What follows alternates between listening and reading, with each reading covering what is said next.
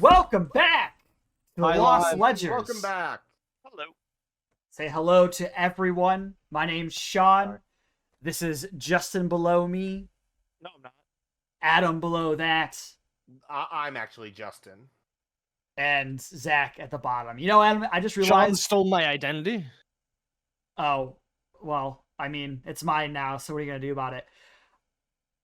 I realized, Adam, that your name's pretty tiny in our overlay because it was the size. Hold on, so I'm gonna fix it here so you're a little bit bigger, Oh, thank you. but I want you to not be like unreadable. Anybody who's excited to hear us talk, I'm glad I could distract you with this conversation about Adam's name in the overlay. Cool, whatever. Welcome back. So this week, we are talking about races. Specifically, we're talking about variations on races which exist in the game in some way. We all had very differently radical approaches to doing this. I think the only person that really followed what the intention originally was, to my best understanding, was Justin. But then I the mean, person... it's classic Justin. Even by following directions perfectly, he was still doing it wrong. It's bullshit. We could blame Sid for that because, of course, this was Sid's suggestion. Sid, of course, is our graphic designer. He suggested this, though when he pitched it to me, it made it seem like he wanted to just do variations on existing traits. But it seems like he had bigger ideas involved because we actually have some of his homebrew here to talk about. And then, And then It he sounded did to the me like- most. It sounded to me like Sid just sort of got carried away with it. Like, he started changing a couple of things and then was like, well, why not one more? If there's one thing I know about Sid is it's if you start talking about sharks, then he's off to the races. he's off. You want to know about That's sharks? Sid in a nutshell. Also, thank you, Haas, if you're not a bot, for following us. I don't want to call you out if you are a bot, but if you're a bot... Even if you are Don't a come bot, back. Thanks for the follow. So, I mean, we don't want to linger too much. Was there anything you guys want to say before we got kicked off on this one? No, I'm going to save my word of the day for the end of the show, as always. If you ever get to go on a drive, I'd recommend going through the West Virginian mountains. It's pretty beautiful down there. It Oh, is a little nice. bit terrifying if you're going at highway speeds, though. Yeah. I went to West The Virginia sun is- when I was a kid. The sun is bullshit, and I've had enough of its shit, and I'm going to start waging war on it. I'm Well, going to that's be what you honest, have I it thought- under... We're doing some Underdark stuff next week, according to Justin, so... Fuck the I'm going to be sun. honest, I thought that your complaining about the sun was a response to Zach, not just your thing that you wanted to say before the episode started. And I was like, I have no idea what the sun has to do with West Virginia. Like, This is my personal war against the sun, starting right here. That big gassy ball in the sky's had it good for too long. I'm with you. The sun's kind of bullshit. I mean, take Nerf me the out sun. if you have to, but the sun sucks. All right, well, anyway, we are just going to go ahead and hop in here. The first thing on the docket is actually my first homebrew of the week. So I'm just going to go ahead and hop right into it, guys. We have here a subclass for the Aasimar. Specifically... Sorry, subrace. That word just isn't coming naturally to me for some reason. But yeah, we have the Empyrean Aasimar. This is an Aasimar based on the Empyrean monster in the monster manual. Empyrean Aasimar is... Damn, immediately I have a grammatical error. Empyrean Aasimar are filled with the force of personality of the Empyrean Titans, while Empyrean Aasimar aren't any quicker to have a swing of mood than any other creature. They do feel their emotions much more intensely. Ability score increase. The first thing they get is an increase to their strength.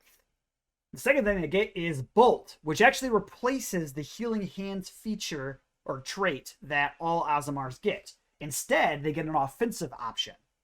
As an action, you can strike a creature with a magical bolt. You are proficient with the bolt and is considered a melee weapon with the thrown property with a range of 60 and a long range of 180.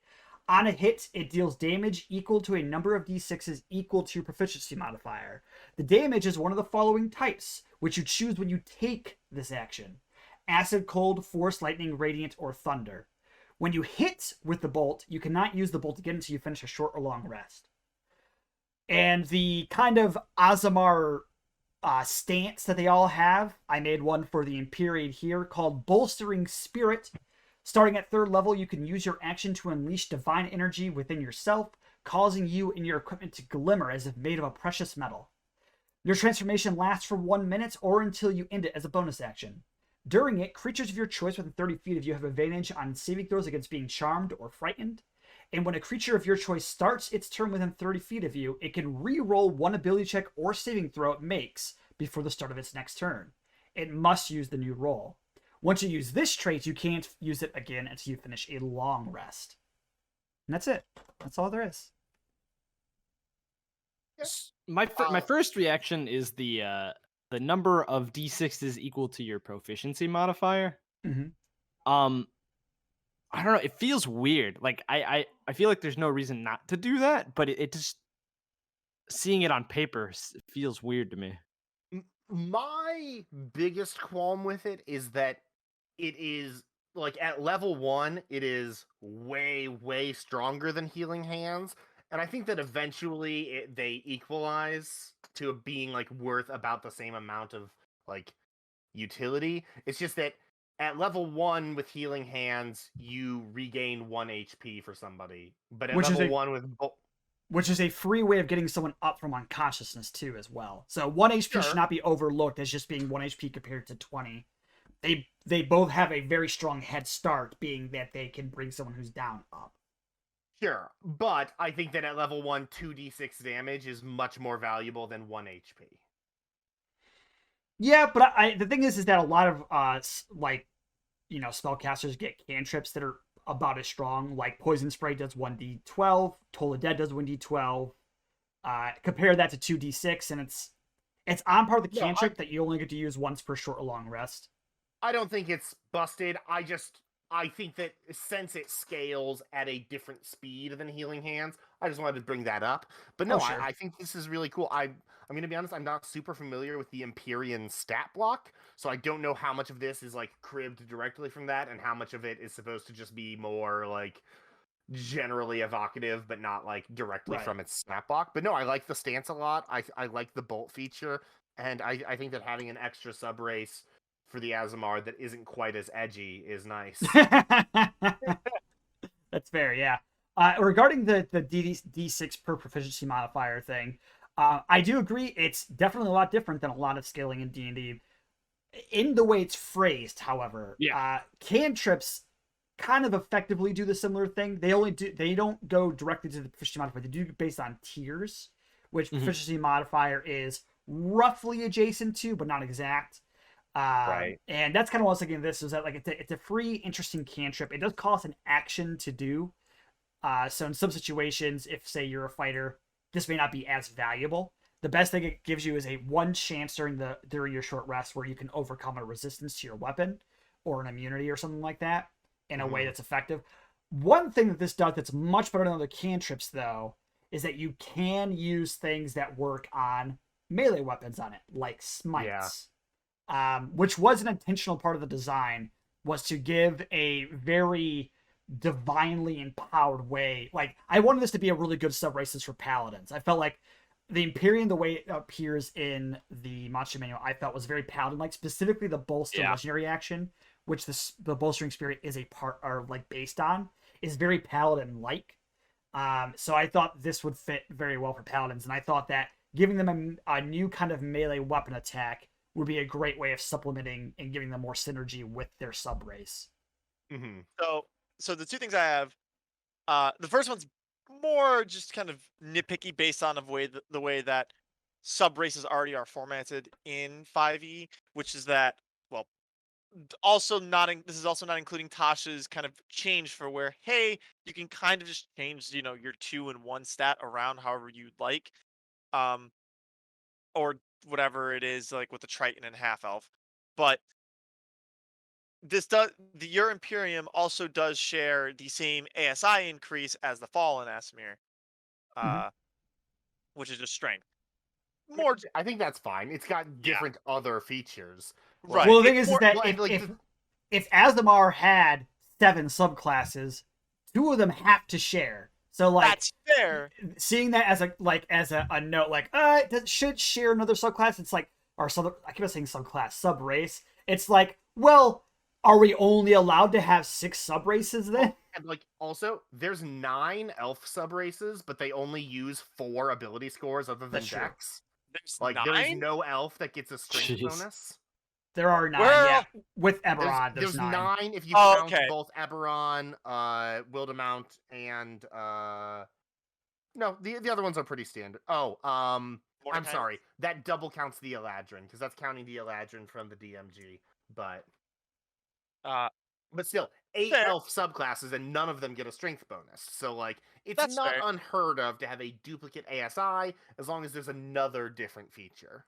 This is also, I would say, the most appropriate ASI bump for what this class is trying to do. It has No, I synergy agree. with the bolt ability, and it helps a paladin who's going to be based on melee attack rolls, which and then again was 2, like my main motivator. 2, but I think you've kind of answered it after I've thought about it. Where did like these damage types come from? Like where did This is ripped directly from the Empyrean.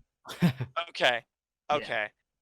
That's The Empyrean really has a bolt weird. which they can use. Theirs actually isn't a melee attack roll. It's actually a ranged spell attack roll. I made it a melee attack roll because I think that the reason it works for the Empyrean is because the Empyrean has insanely high stats. It's a CR24 monster. I needed this to work for a grounded individual who's gonna fight in normal combats. If I divided it between both charisma and strength, it would have been kind of it would have been wordy, and it would have had less synergy with certain things. And I wanted this to be mainly used for up close fighters as opposed to another option for spellcasters. Sure. Although it is a nice option for spellcasters.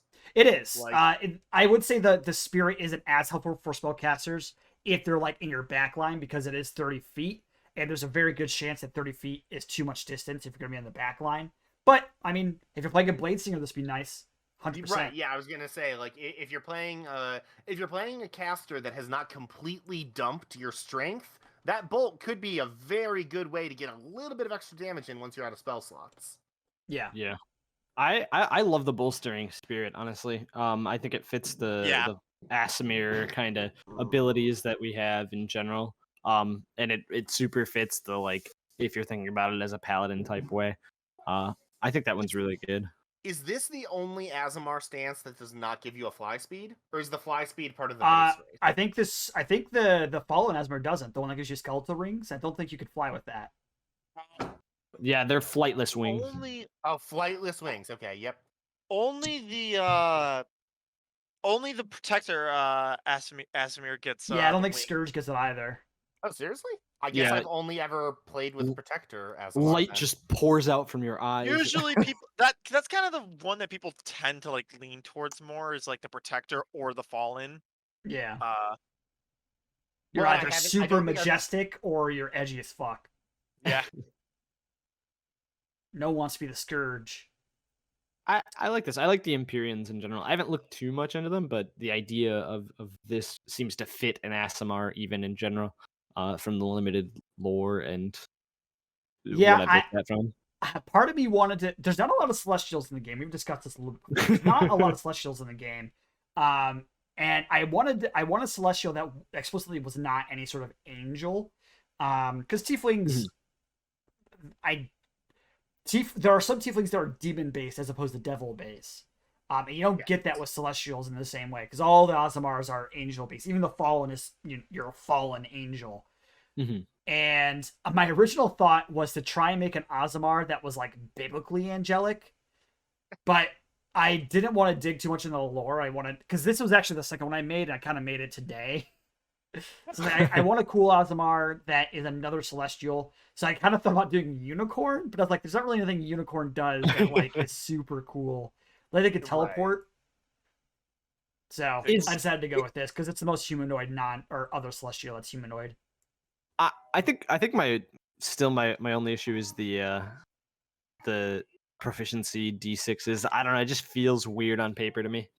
But I think it's fine. The weirdest thing to me about it is just that you have to say equal to twice in close proximity to one another. Yeah, like, that's the thing that bothers me the most about it too. I like the way that it scales. It's just I think that might be what it is. That line of text feels a little clumsy to me, and I've been thinking this whole time about if there's a better way to word that. Yeah. But I don't have anything off the top of my head. I think that's what it is, because I would like to do like 2d6 or something, but and is Bolt like an Empyrean ability? Like Bolt is the name of it? Yeah, Bolt is the name of it. You could also just different name maybe. It's a pretty boring name. You could also just like actually, say like that this does it does like 2d6. Yeah, I can start with 2d6 and then have it scale with push modifier to level. What you could just say is, instead of on a hit it deals damage equal to, you could say the weapon damage is a number of d6s equal to your proficiency modifier. Because you've already defined that it is a melee weapon with the thrown property. You could just say its weapon damage is X. That's true. I could do that. And that gets you out of having to say equal to a number of d6s equal to. Yeah, I like both those approaches. I was just trying to cut down as many words as possible, but I think Adam's approach is the best way to keep the wordage down a bit and also keep it, because to be frank, the way that cantrips scale is already very like very weird and fiddly. It's a very, very specific. It's one sentence. It's like at this level this, at this level this, at this level this, at this level this. And especially the fact that it's your character level and not your level in the class that you got the cantrip from. Like, almost nothing else in the game scales that way. And I'm pretty sure literally nothing else in the game scales off of tier of play. Yeah, well, not explicitly anyway. Because not even there does it explicitly do it. But some class tables do, like the Bardic Inspirations tiers of play, and I think the Monk Martial Arts dies tiers of play. But those aren't explicitly stated. Right. But anyway. Actually, wait, I think the martial arts die might not be, because doesn't the martial arts die go up to D12 eventually? No. I think. Oh no, it caps at D10. It does. Oh, okay. Inspiration goes to D12, but starts at D6 instead of D4. Okay, sure. So yeah, those probably correspond to tier of play then. I think the fighter. I think the fighters just kind of scale with like the fighter subclass level. No, that's not how that scales. What do you mean if they scale? Scale in what way? Like it scales like at when you would get your. What scales though? What are you referring to? The maneuver die. Oh, the battle the maneuver dice. Those do not. They do not scale with. I think I misheard when you were saying something. I think the scaling on this is fine. It's just the wording. Seeing it on like worded. This might be like the first time I've ever seen anything worded like this, and that's why it's throwing me off. No, I agree. I was trying to find a better way of phrasing it, but this was the most concise, clear way of me doing it, and that's in a way subjective because some people could read this and get tripped up because it says equals to twice. Right. Well, and I don't think it's necessarily confusing the way that it is, but it just feels a little bit clumsy with the words. To me, mainly, it's just like you read this, and then if you don't know what your proficiency is for whatever reason, then you have to go to a book, and like instead of it being right there, and I don't know, but there are other abilities that key off of your proficiency mod, although that's usually in number of uses, not in how much they do. But I avoid those like the plague. Okay, I mean, if that's just something you don't like, that's fine. Because I've said many times on this show that there's some stuff that Wizards does that I just don't care for. Yeah, like that's fair. You hear that, Shawn? Throw this in the trash. No, I'm planning on it. I like this a lot. Bolt is definitely your least creative name you've ever done. Right, hey, it's not my name. It's Wizard's name. Yeah, he did just copy it straight from the Empyrean. Although I guess that does make it not very creative of him. So, to be fair, Bolster is also taking it, but it's called Bolster, and I changed it to Bolstering Spirit, so I could change this too, but I didn't. So there's that. I could change to a better name. I could. There's tons of easy names I can like. Fucking I don't know. Titanus like, Bolt or something. Like just add an adjective in front of it. Yeah, honestly, Titanic Bolt sounds great. Yeah. Angelic Strike. I want to do angel. They're not But angels, just so fuck that. But the I was whole gonna point say- is that they're not angels. Yeah, the whole point of this is that it's not an angel. It's a non-angel Aasimar. Not Empyreans or angels. No, They're they not, are they're explicitly Titans. Not angels. They're Titans. They're celestials, but they're titans, not angels. As you can tell, 3 days of heat exhaustion has scrambled my Have you brain. even ever played Heroes of Might and Magic 3? What the fuck is that? What the fuck? Did you just, like, They're Empyreans are essentially the Titans, which are the top tier enemy from the wizard castle, the snow castle with the magi and the gargoyles and stuff. I don't Like, know what We are off track here. Let's get back. Anyway, I think that's enough on this one. I think we can move on from this. How do you guys feel? Okay. I give it one thumbs up. One thumbs up out of how many? Out of 2. Okay. I give it 2 side. 1.5 out of 2. I give it 2 side thumbs. All right, let's not get into the toxic culture of rating things on this show. That's not going to be conducive to anything. That's true. Let's go ahead and move on, though. I think next is actually, Sid's. So, Adam, why don't you go ahead and read ahead for Sid here? Sure. Let me scroll through so that I can have this on my own screen. Shark-like Tritons. These Tritons features resemble that of a shark, mouth and nose extending further from their face like a snout. Their skin color is different depending on their subrace.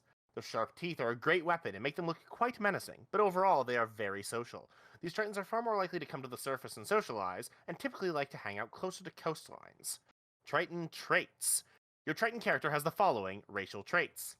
ASI. Your strength and constitution scores each increase by 1. Bite. This ability replaces control, air, and water. Your sharp teeth and powerful jaw are a natural weapon, which you can use to make unarmed strikes. If you hit with it, you deal piercing damage equal to d6 plus your strength modifier, instead of the bludgeoning damage normal for an unarmed strike. Natural World Intuition. This ability replaces Guardians of the Depths. You have proficiency in the nature skill. Subrace. 3 subraces of Tritons exist. Goliath Triton, Isuras Triton, and Spirna Triton. Choose one of them for your character. Goliath Triton. This is a deep water Triton that lives close to the ocean floor and is adapted to the harsh environment. They have dark brown or gray skin, sometimes with faint black spots. ASI. Your constitution score increases by 1. Guardians of the Depth. Adapted to even the most extreme ocean depths, you have resistance to cold damage, and you ignore any of the drawbacks caused by a deep underwater environment. Bioluminescence. A soft glow to match the light above is a natural line of camouflage in the ocean depths to enemies who might be below. You are able to emit dim light in a 5-foot radius around you as your body gives off a faint glow. Isuras Triton. These Tritons prefer warm waters and live close to the shores of areas with comfortable water to them. They are very adept swimmers and are faster in the water than other Tritons. They have blue skin with white from their snout down to the front of their body. Ability score increase. Your dexterity score increases by 1. Water propulsion. A combination of biological factors makes you a keen swimmer. Your swimming speed increases by 10 feet. Aquatic nimbleness. You are well versed in navigating and fighting in the water. You have advantage on strength athletics or dexterity acrobatics checks when in water. Spirna Triton. Spirna Tritons prefer coastal island areas and have innate abilities that make them adept hunters. Their skin is either gray or dark gray and sometimes have copper patterns along their bodies. Ability score increase. Your wisdom score increases by 1. Hunter's Instinct. You are able to utilize magic in being able to sense magic and living creatures in the nearby area. When you reach 3rd level, you can cast the Detect Magic spell once with this trait, and regain the ability to do so when you finish a long rest. When you reach 5th level, you can cast the Locate Animals or Plants spell once with this trait, and regain the ability to do so when you finish a long rest. Your spellcasting ability for these spells is Wisdom. This is a lot of stuff to like sort through and sift through for the. But I like basically all of this. I don't know the scientific names of sharks, so I don't know like off the top of my head which sharks these subraces are supposed to correspond to. But Apparently Justin does, so he's going to school us all. But before he does that, I do want to say, I don't know if this was just something that Sid didn't know about or intentionally left out, but Tritons were errated to have dark vision in Mythic Odysseys of Theros. And so I'm not sure if you intentionally left that off, Sid, or if you just didn't know that they have that now. Well, no, he just ignored everything that wasn't explicitly removed, from what I can tell. Okay, all right. So, okay, if it's not specifically called out as being removed, then they still have it. Okay, that makes sense. Because they still have the swim speed, for instance. Right, yeah, they do still have the swim speed. Okay, yeah, that makes sense. So, I will say that I only was able to identify the second two based off of the descriptions in them. I don't actually know the scientific names for it, so I did have to look up the first one. But it goes by the six-gill shark, or at least that type of species that lives in that abyssal zone, in the midnight zone of the ocean. Hence why that's the Delatia. Yep, that's the Delatia. Okay. Hence, so great flavoring with the Guardians of the Depth and the bioluminescence. The Isurus Triton is referencing the shortfin mako, which is the fastest shark. Keep going, please. A kite fin? My bad. Okay. I don't know why you guys are laughing.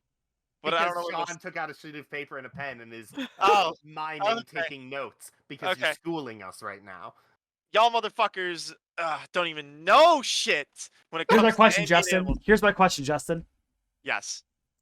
Does that make them balanced or not? Right now, this is all for flavoring purposes. We'll get to balance in a minute. Well, Sid already took care of all that. Right. Sid already did all of the flavor for us. And all right, fine. What I think is important here is that even though I don't know what these fucking sharks are, I still got an image in my head of what is being done. Yeah. Just based on the mechanics here. So great work on that, Sid. Fine. Even though I did see part of your discussion with Justin earlier about what different types of sharks do, I still had no idea what the fuck was going on going in. So great work. I personally think it's kind of weird that you replace Guardians of the Depth on the base Triton and then give it to one of the subraces. But I understand why you're doing that, especially if you're trying to say, like, no, this base trait of the original Triton makes more sense on this specific subrace. I get why you're doing it. It just feels mechanically odd to me. I would say that it would be better to give that a different name because it's not exactly the same thing. It still gets the cold resistance, but Sid also added the ignores any drawbacks of being deep under our environment. So I would say we should change Are you sure that that's name. added? I really thought that was in the original. That is in the original. Oh, I'm looking at D&D Beyond. It's not in there. Weird. You know what? That text might have been removed in the errata in Mythic Odysseys of Theros, but I'm pretty sure that's in the description in what, Volos? Or yeah. Okay. Oh, interesting. Here, let me see if I can pull up the Triton. Oh, okay. So because you made it added subraces to it. Oh, I see. Yeah, D&D Beyond's gonna have the most updated version. So yeah, as long as you have all of the information, obviously, which I do. Right. So I suppose the thing is, though, is that Volos is a core rulebook and Theros is not. So, which is why this was specifically errata. Like, they specified that the changes to the Triton were errata and not just, oh, this is different on Theros. Okay, so this is in the errata then. So new prints of Volos are going to have this change, presumably? Yes. Okay, gotcha. Yeah. So why did they get rid of it? I'm assuming because it's too broad. Yeah, I'm guessing just because it doesn't have an obvious mechanical consequence. Yeah, like does this mean that I'm not affected by any underwater drawbacks, or just those in very, very deep water? And what in very, very deep water drawbacks are that are different from like high water drawbacks? Yeah, the weird thing about this is I was searching the player's handbook to see if there was anything about underwater, because specifically the Goliaths get things like mountain born, and they have altitude and heat or cold resistance and cold environment. There's an extreme cold in the player's handbook, so this one's weird that there's no actual like underwater drawback type thing in the player's handbook. It's because most PCs are not acclimated to an underwater environment at all, especially not in the PHB, because like no PHB race has water breathing like by default. You have to use magic to breathe water with PHB. So it also does get like the main the main implication for removing this too mechanically is you just lose the resistance to cold damage, which not too big of a deal. Yeah, it's nice to have that resistance, but I think the errata. But the errata keeps the resistance to cold damage. It just it does. It just chops off the second half of that sentence where it says, and you ignore any of the drawbacks caused by deep underwater environments. Basically, it doesn't mean anything. That's the thing. The second half of that sentence doesn't actually do anything mechanically, anyways. So it's fine that they chopped it off. But back to the original point, I think it would be fine if you renamed it, maybe or honestly, I don't think you even need to rename it. Like it's probably fine that you replace it on the base race and then give it to one of the sub races. Like I think that's totally fine. It just felt kind of weird to me, and so I wanted to bring it up. I like that you give them proficiency in nature, because like as people who live underwater, they would kind of be exposed to more nature than somebody who lives in like a city above land would. So like I think that makes some amount of sense. Yeah. I think specifically these Tritons, not all Tritons. Right, sure, yes, because I have two things. The bioluminescence, I like it. I feel like you could almost make it stronger. Like 20 feet of light, dim light instead of just 5. Well, because 5, I feel, isn't going to do all that much for you. Well, just sort of looking at kind of. I mean, 5 feet means that, like, nobody is getting the drop on you in darkness unless you're, like, completely unaware. Like, unless you're, like, asleep, basically. 5 feet is enough for you to not be caught unawares in darkness.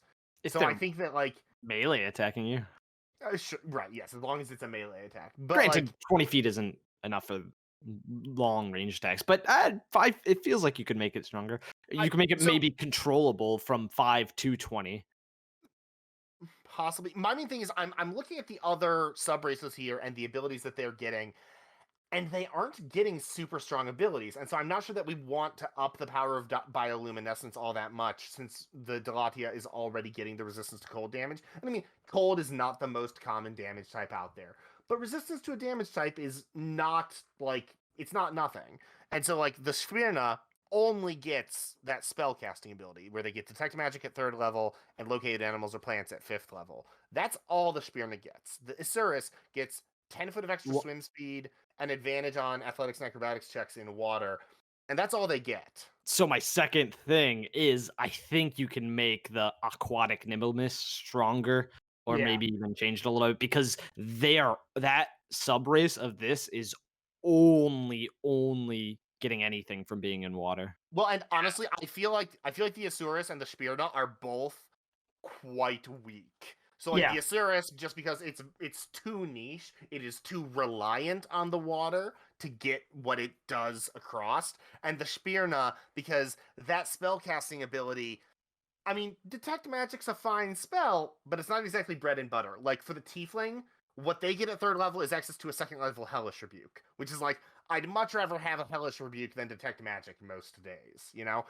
So I feel like the Spirna and the Isurus could probably afford to be brought up in power level. And if we're doing that, then the Delatia can probably afford for bioluminescence to be a bit better too. Yeah. But I think all of the sub races could use a little bit of a bump. Yeah, I think a little bit of a power bump would not be out of line for all of these. So for Hunter's Instinct, what about instead of replace? Now this might be a little strong, but I have to double check because I thought this was a 3rd level spell.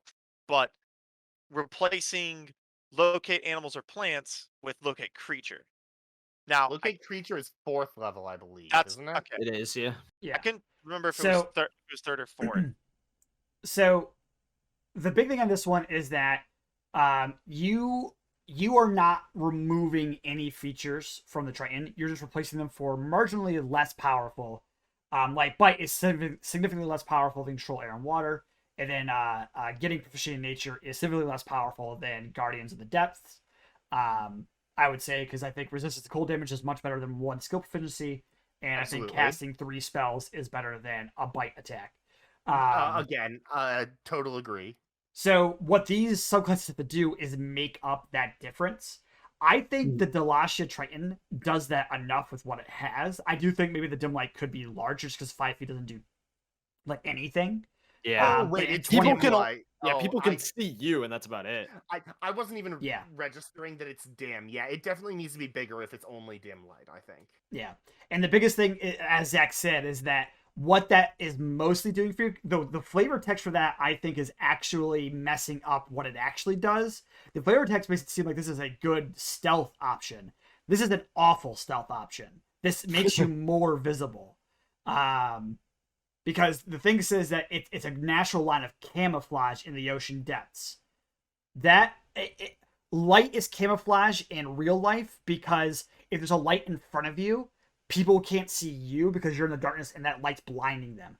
That's not how it works in D&D, unfortunately. In D&D, that light's going to light you up. This is something that is true biologically, but the opposite is true in its mechanical effect here. Yeah. Like in D&D, it doesn't matter that you hold the torch in front of you because it has the same mechanics no matter where it is in relation to your face. And the other 2 subclasses, Spirna's fine, gets 2 spells. I would say that's stronger than Asuras by a margin, but it could probably do with like at least getting a cantrip or a second first level spell, just like Control Air and Water. That's actually cantrip or a first level spell was what I was going to suggest as well, just because Drow and Tiefling both get that. They get this same progression where you get either a cantrip or first level spell and then a second and third at later levels. So more of the problem that I've kind of centered and focused around was just the fact that all of the Tritons get strength in Constitution, and then the Delatia gets another increase to its con score. So what I think you could do there is give all these Tritons strength, +1 to the strength and charisma still, because I think the presence of sharks, I think they have a very strong presence because they have been around for so long, and granted, this is our world. They've been around for so long and have been such a apex predator for that long. It almost feels like their presence. I'm not sure that your species place in the world should automatically grant you a bonus to your charisma. It kind of does. I think what Justin's suggesting is the other way around, right? Dragons are so powerful. Okay. Yeah. Dragons are the apex of the material plane, and part of that is because of how their force of personality. If a school of fish sees a shark, they know instantly they need to fucking go. Yeah, I actually like this change. I think that's a good idea. I think keeping the charisma sharks. I don't know. They have a wave of charisma to me. Like you see a shark, you instantly feel something. Yeah, whether you're just you're amazed by it, you're terrified of it, you're awestruck. There is something. They're also really good at the bass. Doom doom doom doom. Okay. Like Jaws, you're with me, right, Sid? Can we? I guess I see where you're coming from on giving the Triton, like the base Triton, back its charisma bonus. Although honestly, I don't think it's a problem that the Delatia gets a boost to something that the base class already boosts. I think that's fine personally. Yeah, I think that's fine, but I like charisma. Honestly, I like all of this and the idea behind all of this in general. I think it was really well done to take the Triton and like section it up into the subraces like you have done. I think you afford to just make some of them stronger. Like honestly, I think especially the Asuras needs to be stronger. Yeah. The Delatia is, I think, close to where it needs to be. The Spirna, I think, just needs a little help, like a cantrip or maybe like swapping which particular spells you get. Although the flavor here kind of locks you into those spells, but like I think even getting a cantrip out of that would make it a lot better. Or Isurus, get something else, like with the hunter's instinct. Right, so just some little. I think it just needs a touch more. I think the Asuras is what needs the most help, though, because the Asuras, as it stands, is a very weak subrace unless you are in the water all the time. I think you could even afford really strong, but I think you could afford even for the Osiris is just to give them a flat movement speed increase. Just give them just give them the 10-foot movement speed increase to everything. That would be pretty good.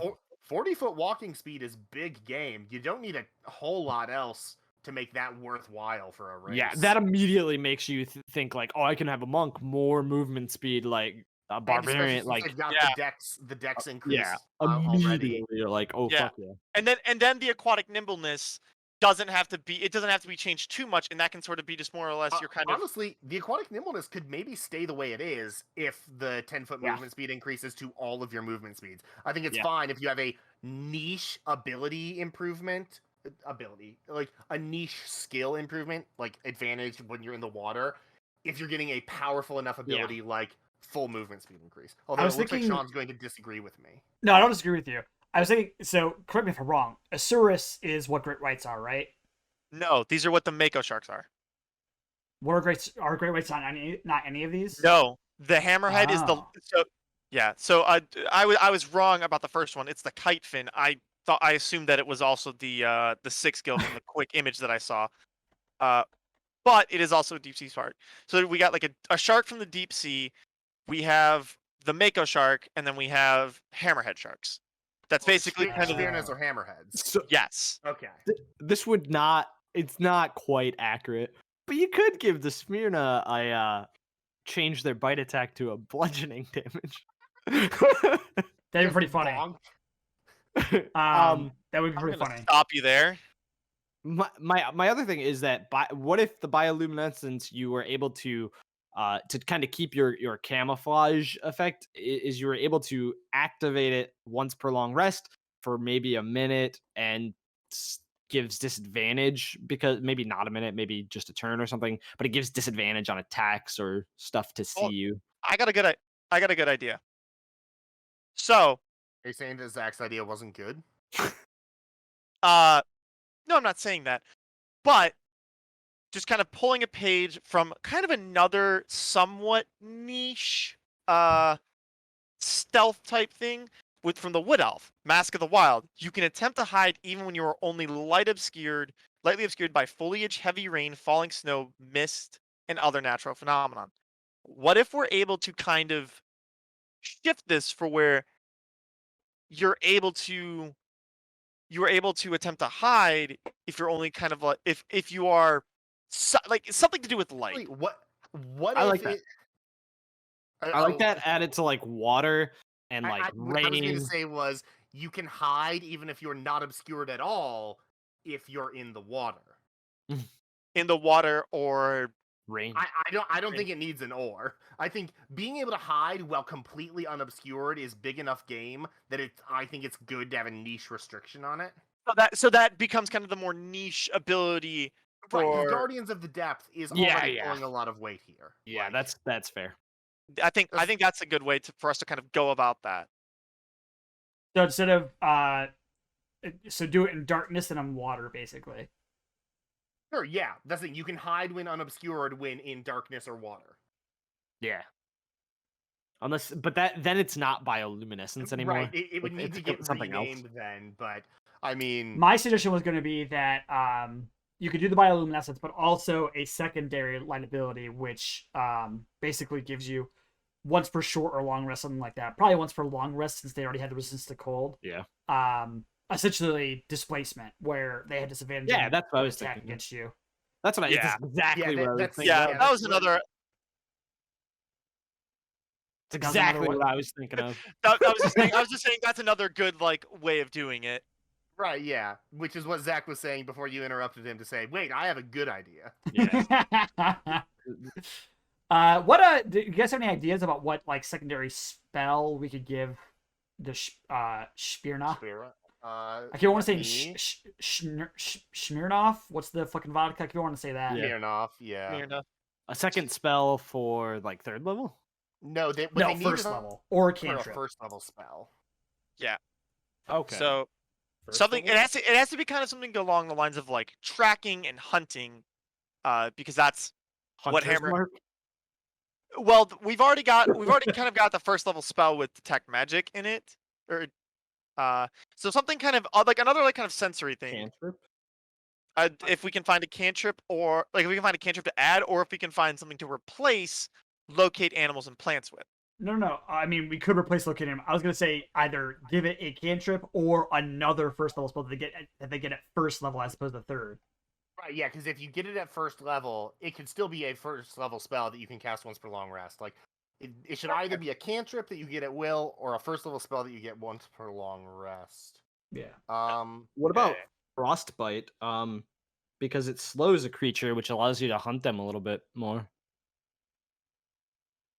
So this seems to be more like a It's tropical. more yeah, and it's more sensory based. Like that's why That's why hammerhead sharks are really good hunters, is because they have pretty insane sensory capabilities. That's why they have like the shape of their head that way. They sense electrical movements significantly better than other sharks. Lightning lure?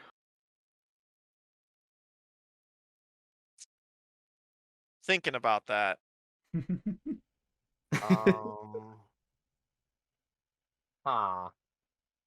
Well, anyway, I guess we could probably brainstorm that off of the stream here. But we're all. Oh, sorry, I only just now realized that detect magic is only a first level spell. So we could give them detect magic at first level, and then a different second level spell at 3rd level. Maybe if there's one that makes sense. You could do that too. I think that's something that we should discuss more off stream. Why would I don't know how many races get 2 second level spells. Detect magic is first level. Well, the tiefling. Wait, the tiefling gets a cantrip, a second level, and a 3rd level, is what they get. Don't they get Thaumaturgy, Hellish Rebuke, and they get Hellish Rebuke cast at 2nd level though. Hellish Rebuke cast at 2nd level, yes. Yeah, you're right. So, I think this is something that we should definitely discuss more off stream and figure out. But Sid, Hunter's Mark. Yeah, I think Zach mentioned. I like lightning lore, honestly. If you guys haven't read that one, Hunter's Mark also might be a good one for it. But locate animals or plants is 2nd level. Yeah, I just did not know what level these spells were. So this is a 1st and 2nd level spell at 3rd and 5th level. If we, the reason, Zach, that I'm not keen on like lightning lore or really any damaging cantrip is because I don't know, it just doesn't seem like my picture of the Hunter's Instinct is specifically utilizing magic to hunt, not to kill necessarily. I don't really see it as killing with the lightning lure thing. It deals damage though. Only if they're next to you, I think, is what it said. Forget what it says with Tasha's. If it's within 5 feet of you, then it takes damage. But I mean, it's a pretty short range thing, anyways. But that's fine. Hunter's Mark is a classic. If you wanted to get away from just the like kind of I don't know, predictable Hunter's Mark. I said Hunter's Mark, but my only problem with Hunter's Mark is that it is a ranger specific thing. But again, we should just talk about this off camera and stop wasting time looking for things. Yeah, that's fair. I personally don't want to go with Hunter's Mark. I don't even know why I suggested it. I immediately regretted after saying it. But we've discussed what change we think needs to be made. It's just a matter of identifying the right spell for the job. So I think we're good to move on if we don't have any comments about the other sub races or the base race any further. I know. Just good job thematically with what you gave all of the subclasses. Sub races. Fuck. I think you might have been just been like a tad scared to make them a little stronger. But you're also essentially restructuring a whole race. Well, and also when you're splitting it up into sub-races, I think it's easy to think of them as a whole package, even if you know, like, logically that they're going to be distinct. So, it's very easy. Honestly, I think it's better to err on the slightly weak side for something like this when you're doing something radical like breaking a race. Fuck, I'm doing it too. Into sub-races. I think it's fine to err on the side of weak, because you can always just bump the power level back up later. It's harder to bring the power level down if you get attached to something that's busted. I always forget which school of thought I am when it comes to supporting or being against that, but I think I tend to support that stance more. I think that there's merits to both ways of doing things. I just think that if you're designing something from scratch, I think it's fine to start big and come down, or start small and build up. But I think if you are trying to redesign something, you should start small. That's my opinion, anyways. All right. All right. Well, let's go ahead and just move on to the next one here. And I think the next one is Adam. So Adam, looks like you have to talk again. Look at all of this Holy shit! flavor text. A lot going on here. The majority of his text, or half of his text at least, is flavor text. Oh, Oh my god! The vast majority of this is flavor text, but I am going to read the flavor text. Various and variegated. While most of us are undoubtedly familiar with the lithe and nimble archetype of a Tabaxi, leaping and running to and fro, displaying agility and grace, there is actually a great amount of variety in the expressed characteristics of these complex people. I have dedicated the past 25 years of my life to studying and learning from the Tabaxi, and have met a wider gamut within their ranks than what I previously believed was present among all the people of our world. Presented here are what details I have been able to compile on but a small fraction of the folk whom I have met on my long journey. This is my life's work, but it barely scratches the surface of what makes the Tabaxi so phenomenal.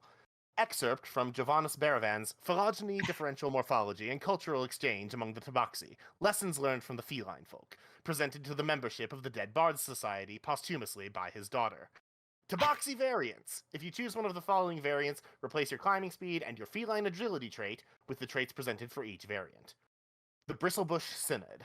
While the Bristlebush Synod is actually a complex political structure, a loose council affiliation between disparate groups in an overlapping area of harsh desert territory, it will serve here as a shorthand for a particular set of traits found, to the best of my knowledge, only among the Tabaxi of the Synodic people. Bristlebrush Tabaxi have fur that has formed tight, hard spirals that resemble the cactus spines of their native deserts. Furthermore, they are accustomed to the long, hard days of the desert, and do not tire easily. Spiked fur. Whenever you successfully grapple or become grappled by a creature, you can deal 1d4 piercing damage to that creature. You can repeat this damage at the start of each of your turns, as long as you are grappling or grappled by a creature. In for the long haul. You have advantage on saving throws against effects that would cause you to become exhausted. And the Snow Seers. Far north, in the frozen heights of the mountains, there are Tabaxi with stark white fur. Among the group I stayed with, there were about equal odds that a child would be born blind, as that they would be born with what the elders were called wind sight. In either case, the child's eyes would be just as white as their fur. Snowseer Tabaxi are well conditioned to the bitter cold of their homelands, and many have a knack for seeing things that others cannot. Thick fur. You have resistance to cold damage. Sight beyond sight. You know the guidance cantrip. Once you reach 3rd level, you can cast the See Invisibility spell once without using a spell slot. Once you reach 5th level, you can cast the Clairvoyance spell once without using a spell slot. Once you cast either of these spells without using a spell slot, you cannot do so again until you finish a long rest. You can also cast these spells using spell slots you have of the appropriate level. Your spellcasting ability for these spells is Wisdom. Love it. Love it. You love to see it. How much do you know about cats? He doesn't. So, yeah, I know very little about cats. What I did is I went to the mythological cats category page on Wikipedia, and I based these 2 cats off of things that I found there. So the Bristlebrush Synod is based on this thing called the Cactus Cat, which is like an apocryphal cat that like they told stories about in like the American West, like during like cowboy period, that sort of time frame. And then the Snow Seers are based on ancient Greek ideas about the lynx. Apparently the ancient Greeks thought that the lynx could like see things that weren't there and like see through walls and like see things far away from itself, and so that's where the sight beyond sight came from. Yeah. And then just the idea of them living up in the mountains with white fur, I was like, yeah, resistance to cold damage, why not? Brilliant. Why not? So my only thing on these, I like both of these. And I like I think replacing the feline agility and the climbing speed is a good balance for both of these, to be honest. I think feline agility is very useful, and I think climbing speed can be useful. I think I would perhaps also replace the claws. I thought about that, but I wanted to. The reason I didn't is that I wanted to replace 2 features with 2 features or 3 features with 3 features, and I could only come up with 2 features for each of these, and so I was like, okay, just the agility and the climbing speed. The cat's claws thing was next on my list, but even with other mythological cats, like, cats still have claws. Cats still scratch, right? So I wasn't coming up with a good way to replace that feature. Cat's claws is the trait that gives them their climbing speed. Really? Yeah, the cat's claws feature gives them both a clawing attack and a climbing speed of 20 feet. Oh, you know what? The thing that I look at for races and classes, it has like your ability score improvements and your speed listed separately from your traits. I see, gotcha. I missed that. I know that because you have a climbing speed of 20 feet. Fuck yeah. I know that because I played Tabaxi in our latest one shot. But the actual thing I was going to say is the one thing on this is that spiked fur needs to explicitly say that it has no action required, because that's just the expectation with any feature that takes no action to do. I based this off of the unarmed fighting style, and I don't remember seeing that text in that. The unarmed fighting style? Yeah. Oh, can they do that on each of their turns? As long as you grapple. So it's when you successfully start a grapple, you can deal D4 bludgeoning damage to the grappled creature, and then they can repeat it on a melee attack. But for this one, since you're repeating it on... For this one, since you can do it to creatures that are grappling you and not just creatures that you're grappling, I didn't want to restrict you to only attacking them, so I had it proc at the start of your turn. Well, this is... Oh, never mind. It does say the start of each... I missed the phrase at the start of each turn. I heard you can repeat this damage on each of your turns. Okay, that's the thing. If I had said on each of your turns, then yeah, I would definitely want the language saying at no action cost. But since it's at the start of each of your turns, I'm less committed to it. If you think it needs it, that's fine. I don't know. I'm not... That's not a thing where I'm like, ugh, I think that would make it uglier. But, like, based on the unarmed fighting style, I didn't think it was necessary. Although the unarmed fighting style is slightly different, so... Gotcha. But also, I'm looking at the text of the unarmed fighting style from the UA. I don't know if it got changed when they printed it in Tasha's. I'm not sure. I'll let you know. I really loved spiked fur, just kind of in general. Like, I know it's only D4, and it feels like it's so good, and it's just like adding like a little bit every time to like something that you're doing or something that's happening to you. I thought it would. It definitely gave me ideas for builds, which I think is the mark of a good feature. When you look at a single feature with one line of text, and you're like, man, I kind of want to build a whole character around taking advantage of that. Like, you are correct, by the way. It is what it says in Tasha's.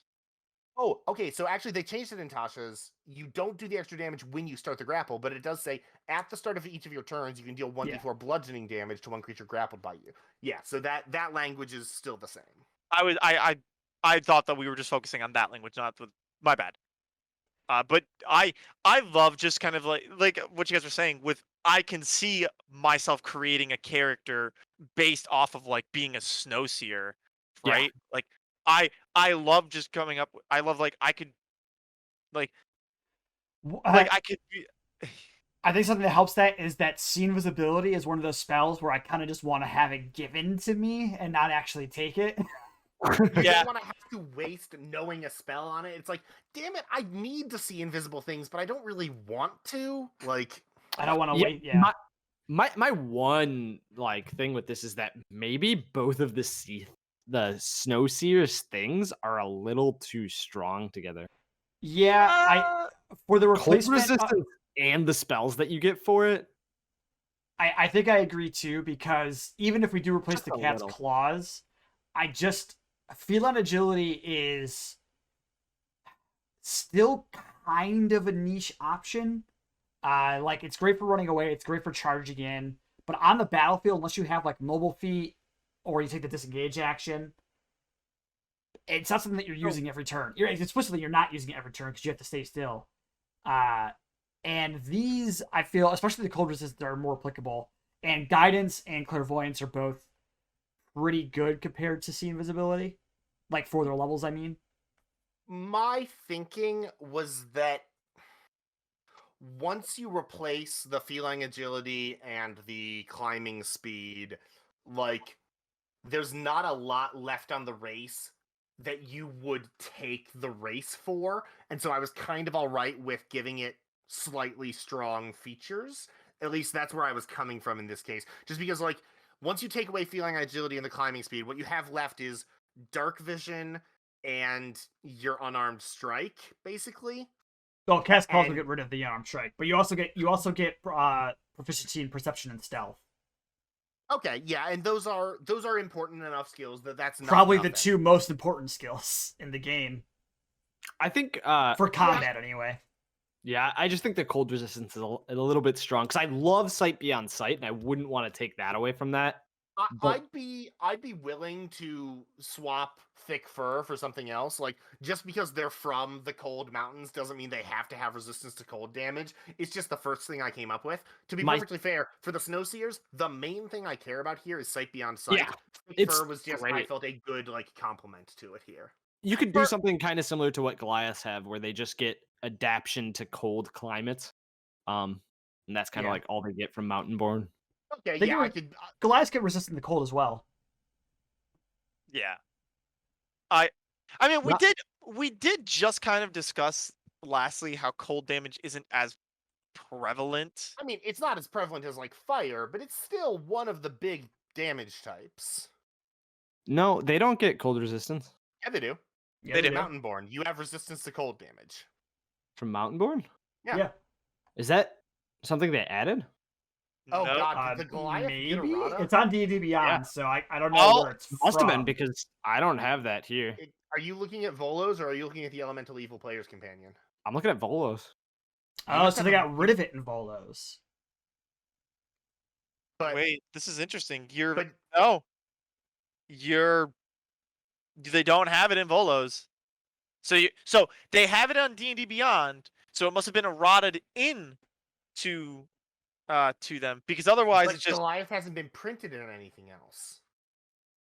Well, it could be Don't eroded, they- is what he said. Right, but when would it have been eroded? They generally only errata stuff if they print it in another document. That's not true. No, there's tons of stuff in the PHP that's been eroded inside other documents. What do you mean? Well, right, but the PHB has received further printings where in Frostmaiden we introduced the Goliath that Goliaths have resistance to cold damage. Oh, and so Frostmaiden, interesting. They added that in Icewind Dale. Okay, So that's pretty recent, actually. That's pretty interesting. Yeah. So that's after Volo. So that's the current Right. Goliath thing. But also that means that they were willing to just add resistance to cold damage to Goliaths with no other change. Yeah. If that's the case, then Goliaths don't get a lot other stuff. In most games that ignore encumbrance, powerful build's not as great, and then Stone Endurance is good, but other than that, it's just athletics. And athletic, and even that kind of pegs you into being a certain kind of Goliath. Yeah. Oh wow, Zach, do you have opinions about the way the Goliath race is structured? No, I just know I'd love to see that. Is this foreshadowing? I think that with that in mind, I don't know if it is too strong.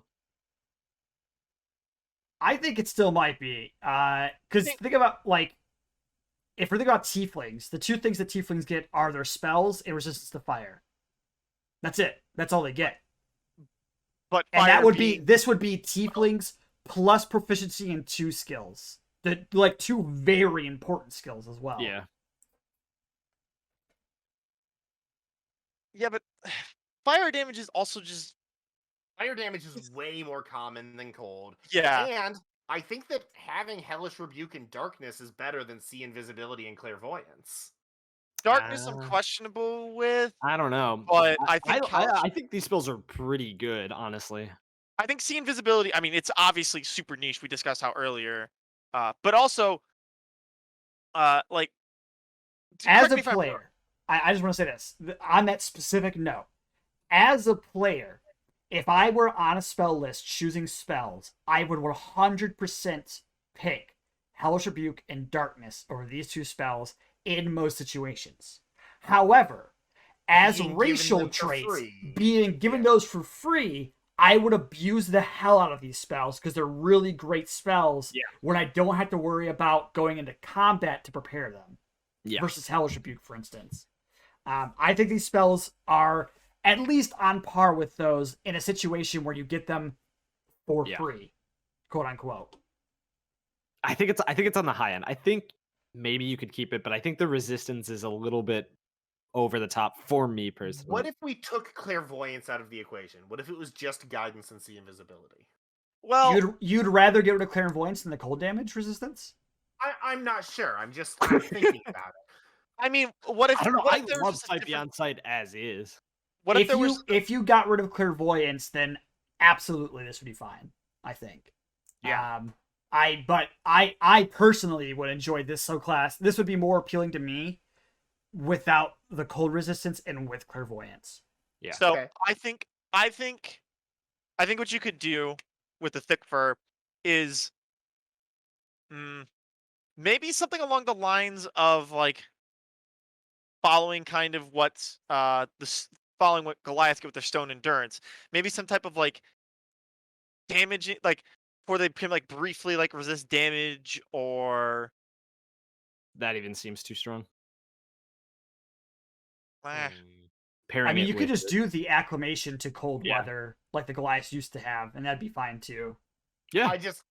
I would feel weird about cribbing the text. I would feel bad. Yeah. I would feel weird about cribbing the old version of a feature that has later been buffed. Well, it wouldn't. You're not cribbing the effects of Mountainborn. The effects of Mountainborn are you're acclimated to high altitudes. It has nothing to do with cold environments. Cold environments are way more prevalent in D&D than a high altitude is. No, you get As both like a negative with Mountain effect. You get both with Mountainborn. Oh, that must be the old version. They removed that in Frost Maiden. Apparently, they removed. Well, They this- removed well- cold climates and gave them cold resistance. Well, cold resistance is already gives you that automatically. Like for instance, if you're watching, if you were doing this like you should be, Justin wouldn't be affected by the cold climates of Frostwind Dale because he's resistant to cold damage.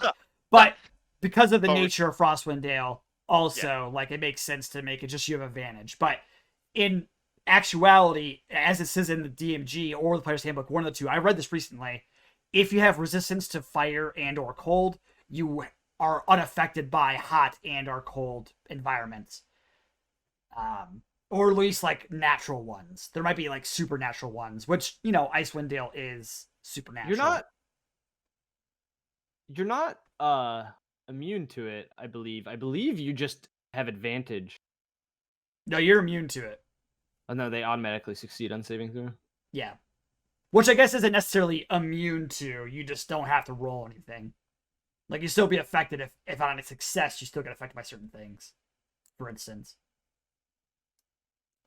But yeah, I think that reducing it down to advantage to cold climates, or you're unaffected to a certain amount of cold climates, I think there actually is a something in the game where it's like you're unaffected by things that go below -50 Fahrenheit or something like that. I think it's a magical item, actually. Yeah, that sounds familiar. Yeah, it's one of the magical boots in the. But magical items are weird. Magical items are filled, just like monsters, with like old edition like language. So, whatever we do end up doing with this, I think keeping the spells is more important than keeping the resistance. It just feels weird with that, because then you have on the other side, you have two. I don't know. I don't want to get too much into it more at this point. I don't know. Knowing that they took it away from the Goliaths makes me not like the cold climate thing very much. To add to this for cold resist, but I don't know. I don't have any other ideas for what else you could do for it. I think this would be could high end strong. You could give them some sort of negative trait to make up for it, like just a minor one. Like, for instance, they have disadvantage on any saves that deal fire damage. It's not terrible. Maybe. Honestly, what about disadvantage on, like, I'd be fine with giving them the text about, like, advantage on saves made to resist the effects of cold weather and disadvantage on saves made to resist the effects of hot weather. Yeah. Yeah, but then that just feels like I think that, like, if we got rid of resistance altogether, this might be on the lower end. I think giving them a neutral trait on top of that wouldn't help. But if you want to keep the cold resistance and give them a weaken to fire environment. Okay, a weakening to fire environment that is not quite as bad as vulnerable to fire. Yeah, no, definitely no no. Do not give player races or anything for the player's vulnerability. That's fucked up. Yeah, no, it's awful. Especially to fire. I think if you kept the cold resistance and gave them extreme heat, they have disadvantage in. Like extreme hot climates, they have disadvantage. Yeah, that's what I'm saying. Yeah, either that or fire, like just like some negative honestly, effect to fire disadvantage damage. on saves to resist extreme heat makes sense for them having thick fur. It's fucking hot in here, guys. Like, yeah. I'm totally fine with that. The main reason why I brought up dropping clairvoyance instead of the cold resistance was that see invisibility was the thing that I really wanted you to get from sight beyond sight. Clairvoyance was just like I want to get rid of either one of them. I love clairvoyance, honestly. Okay, sick. I'm glad you guys love that feature so much. I find myself trying to defend the resistance to cold damage just because I don't think that we came on anything good to replace it with. But adding a negative feature like you have disadvantage to resist extreme heat, I think that balances it out well enough. Because like Zach said, I think that this is only a little bit strong. I don't think it's like super strong, but I agree with you guys that it's probably on the strong side. Yeah. And I think Bristlebush is fine as it is, honestly. Yeah, I love that's the thing. The exhaustion thing is niche enough, and spiked fur is easy enough to proc that I think it's fine. Like, it definitely has a particular build that it wants you to make, but like, even still having those effects, just like if you pick that race and you were not even building around it, having those effects still feels good. Right, that's the thing. If you're a Bristlebush fighter, you don't need to grapple people all the time for this to be good. But when you do grapple people, it'll be like, oh yeah, I've got that little bit of extra motivation that makes grappling feel good. Or even if you're a mage and you get grappled. Yeah, exactly. Yeah. All right. Hell yeah, I'm glad you guys liked it. Did you like all the flavor text? Yes. Yes. Now shut up about it. No, it was beautiful. Cool thing with flavor text is that even if it does add more time to read, the majority of our time is spent talking about the balance or everything else, that it doesn't really matter that much. Right, yeah, that's like the time spent reading the features is not actually that big of a percentage of our time. All right, so 2 pages of flavor text for all of our stuff from now on, guys. That might be slight overkill. Yeah, well, if we do make a compendium, we want most of the book to be features, not flavor text. Oh, okay. Okay. Anyway, I think we're okay to go ahead and move on here. You guys think? Yeah. I think so, yeah. All right. Well, next up is Zach. We've got ourselves a Goliath variant. I am already excited to see this. These titles alone are making me giddy. Yeah. Pretty classic fire stuff. Volcanic Goliath tribe. Born, raised, and forged by the heat of a volcano, these Goliaths of the Ptolemaic tribe are native to the volcanic regions of Mordrim. Their unique living situation and ancient rituals have granted them a few interesting abilities. Listed here are just some of the amazing feats we have documented during our short visit. Magma Overflow replaces Stone's Endurance. As an action, you become a wave of magma that moves forward in a straight line up to your movement speed. Any creature within the path must make a dexterity saving throw. DC is 8 plus proficiency plus con mod. On a failed save, target takes 1d6 fire damage. On a successful save, they take half as much, and this ignores fire resistance. You can use this feature equal times to your Constitution modifier per long rest, and it scales with like cantrips do. Okay. Eruption replaces powerful build. You have an innate connection to the volcano, allowing you to harness. I put the wrong thing. Harness its energy, exploding the ground around you. As an action, any creature within 5 feet of you must make a dexterity saving throw, 8 plus proficiency plus con mod. On a failed save, target takes 1d10 fire damage plus character level in damage and is knocked prone. On a successful save, target takes half damage and isn't prone. You regain this feature on a short or long rest. And Volcano Born replaces Mountain Born. You're acclimated to high altitudes, including elevations of the same feet. You also naturally adapt to hot climates as described. So it literally just replaces it with, instead of cold, hot. As I saw written in Volo. And if we take the Rime of the Frost Maiden approach here, then that should just say you have resistance to fire damage. That would be too strong, I think. I think that would be too strong with the other features that you have described here. I'm pulling up something. I'm pulling up the most recent Dragonborn thing. So my first reaction to this is obviously to Magnum Overflow overdoing resistance. I'm not okay with that.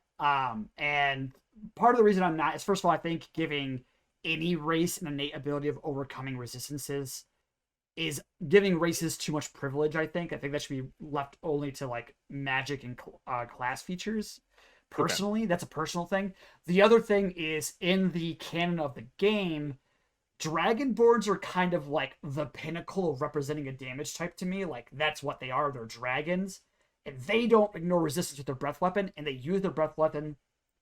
I think they used it as often as you made it here actually now with the new UIA, but the original Dragonborns only got it once per short or long rest.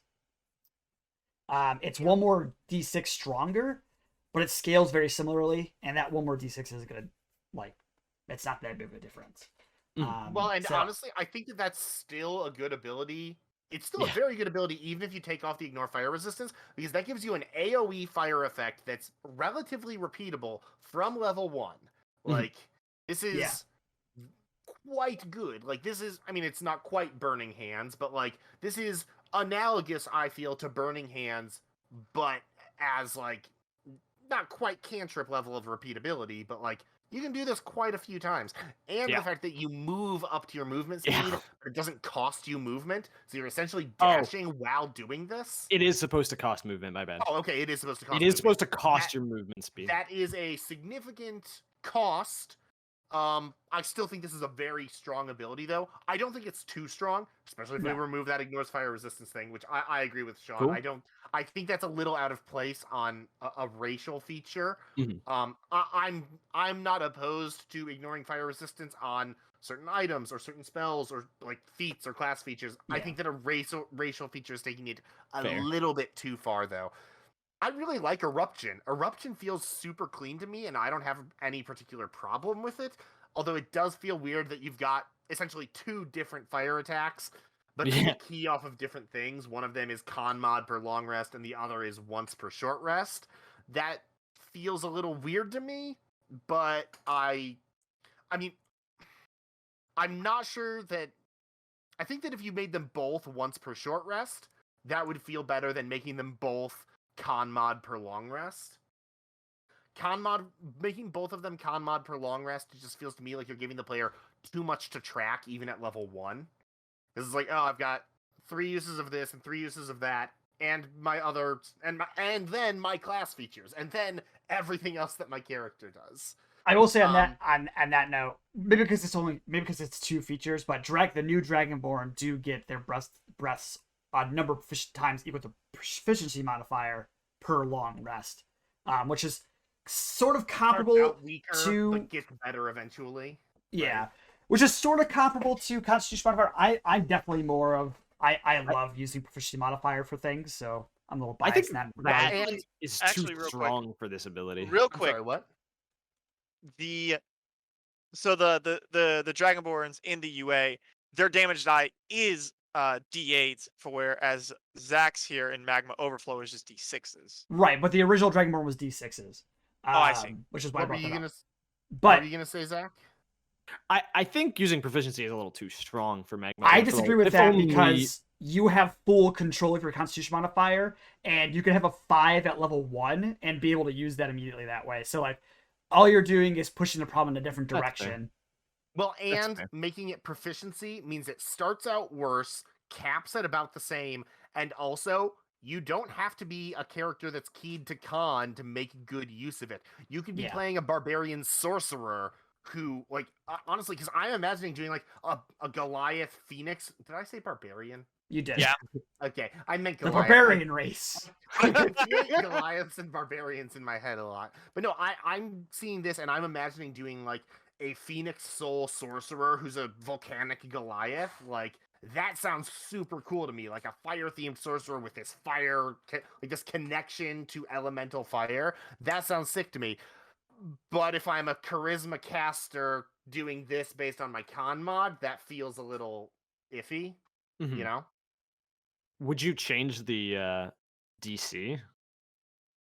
No, I DC's think that- fine.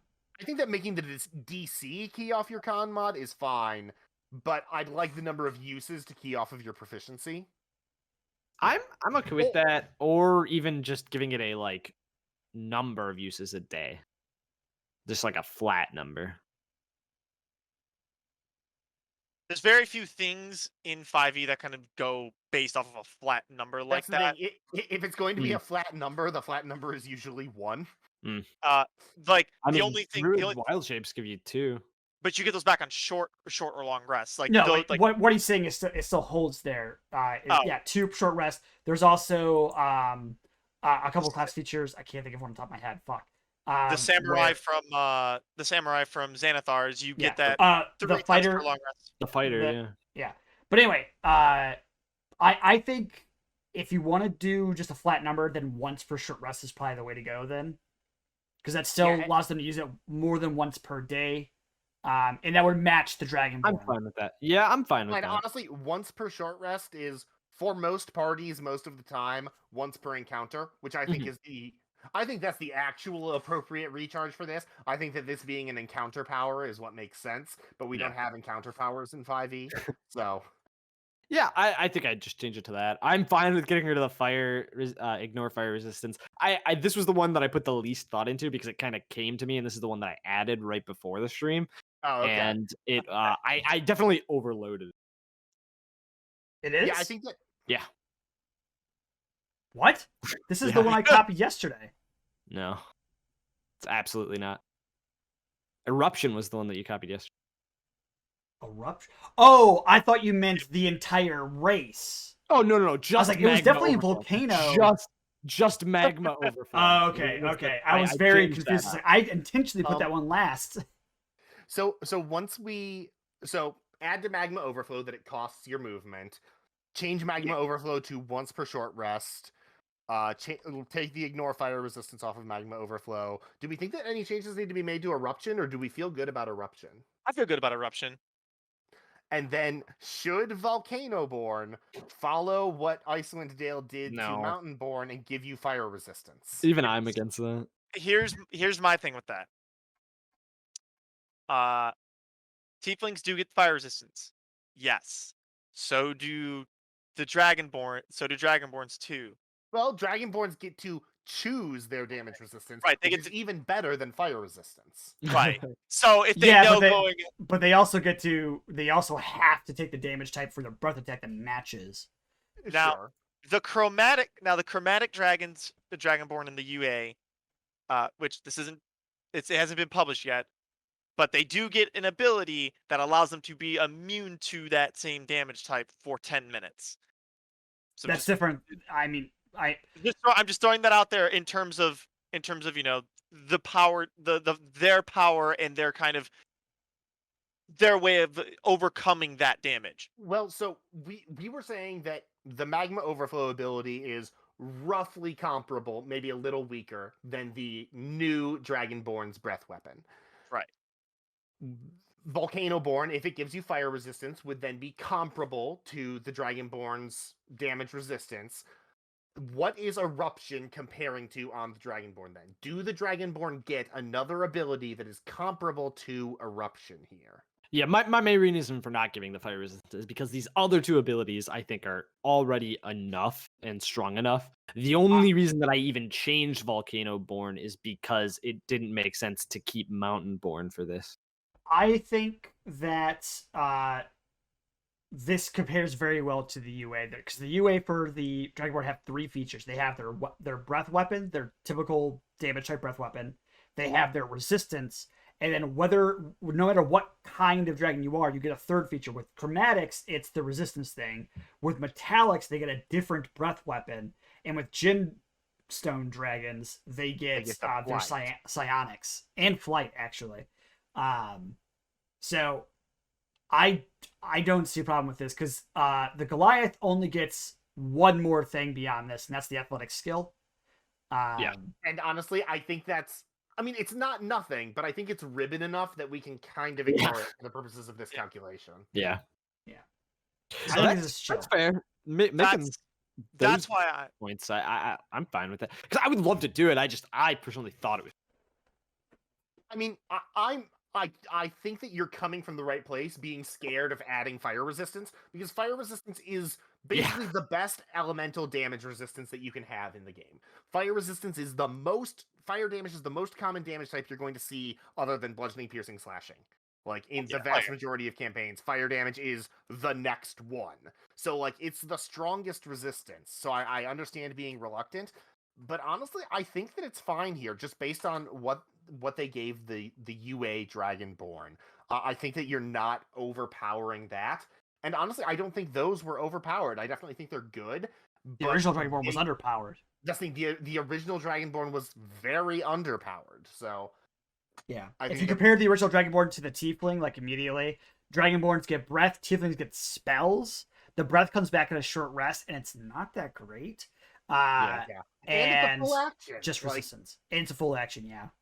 And I think too, touching back with just on the resistance real quick, poison is also up there in terms of how often you're gonna, and depending on the campaign, poison might be better than fire, but I think on average fire is probably better.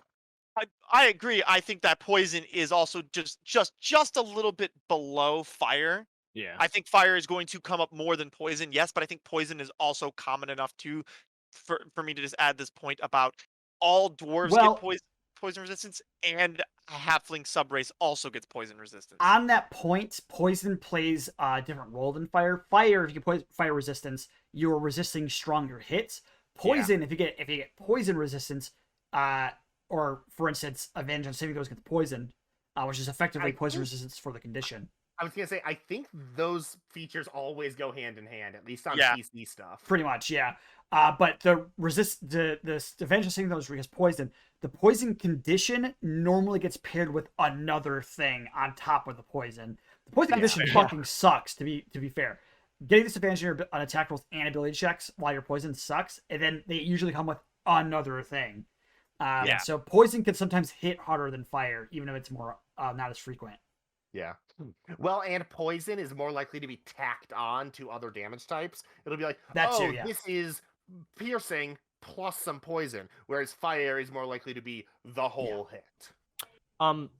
My one question to you guys is the scaling that I have for these, they're both different for magma, overflow, and eruption.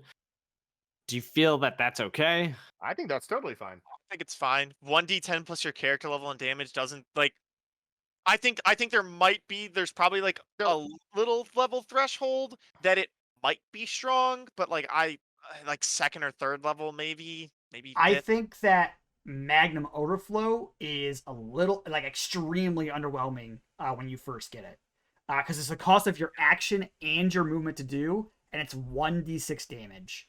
And that was of course helped by the ignores fire resistance, but that would be a bit much. I think starting at least at probably 2d6, just like the breath of the dragon, would be better. But the fact that it costs your movement too could be a little bit stronger, to be honest, to keep it comparable to the dragon breath.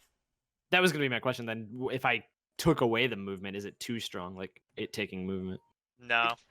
I don't know. It giving you a free if you're getting a free dash with it, I don't think you should add the damage dice. If it's only once per short rest at that point. I guess I apologize. I guess it is fair that because it is moving you up to your movement speed anyway, it's not really getting rid of your movement. It's just constraining it to a specific case, and you'll want to make the decision that case is worth it yourself anyway. So probably just keep the damage like the Dragonborn damage with the 2d6. Yeah. Do the 2d6 and then have it take your movement speed.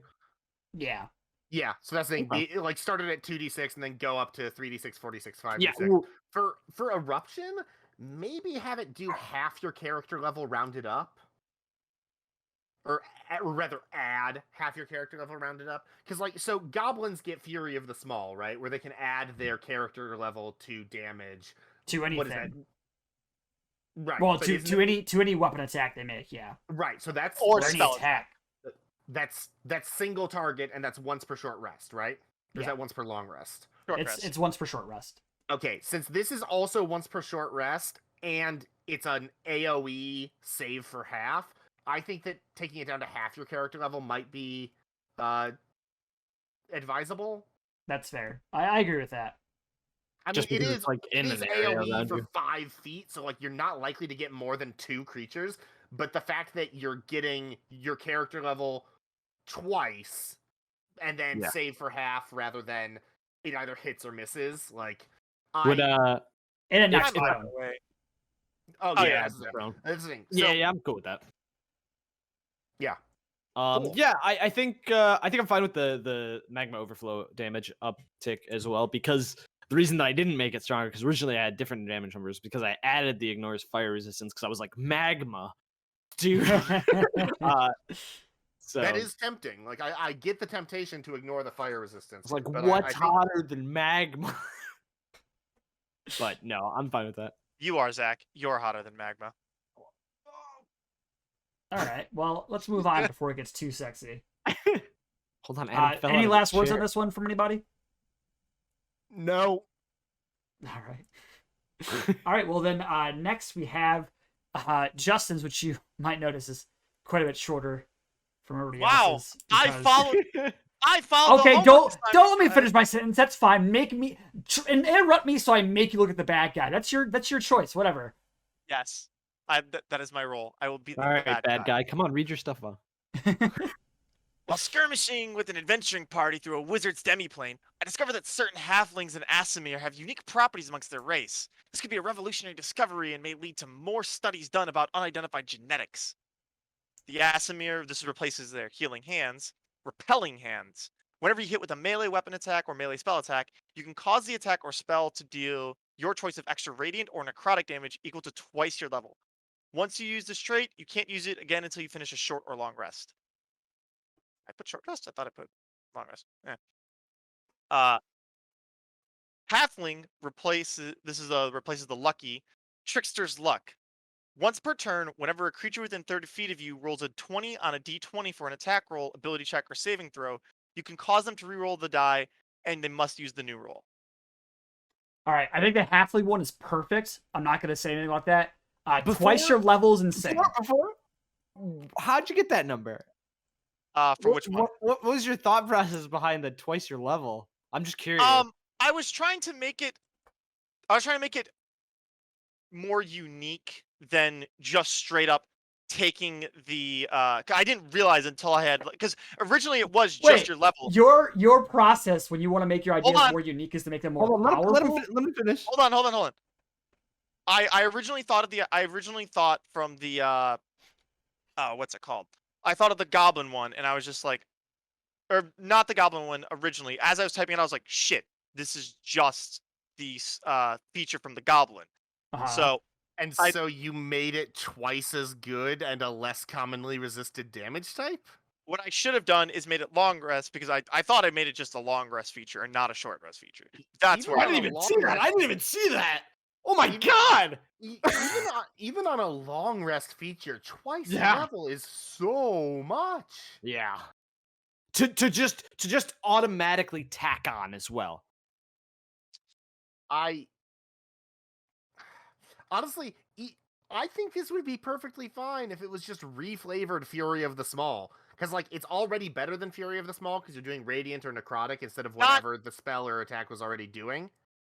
not necessarily, because Fear the Small, it's any attack, so that can be melee or ranged. This one specifies just melee. So the thing though with goblins is that goblins only get 3 features. They get Fear the Small, they get Dark Vision, with Aasimars always get, and they have Nimble Escape, which I don't think is comparable to an entire subclass that the Aasimars get.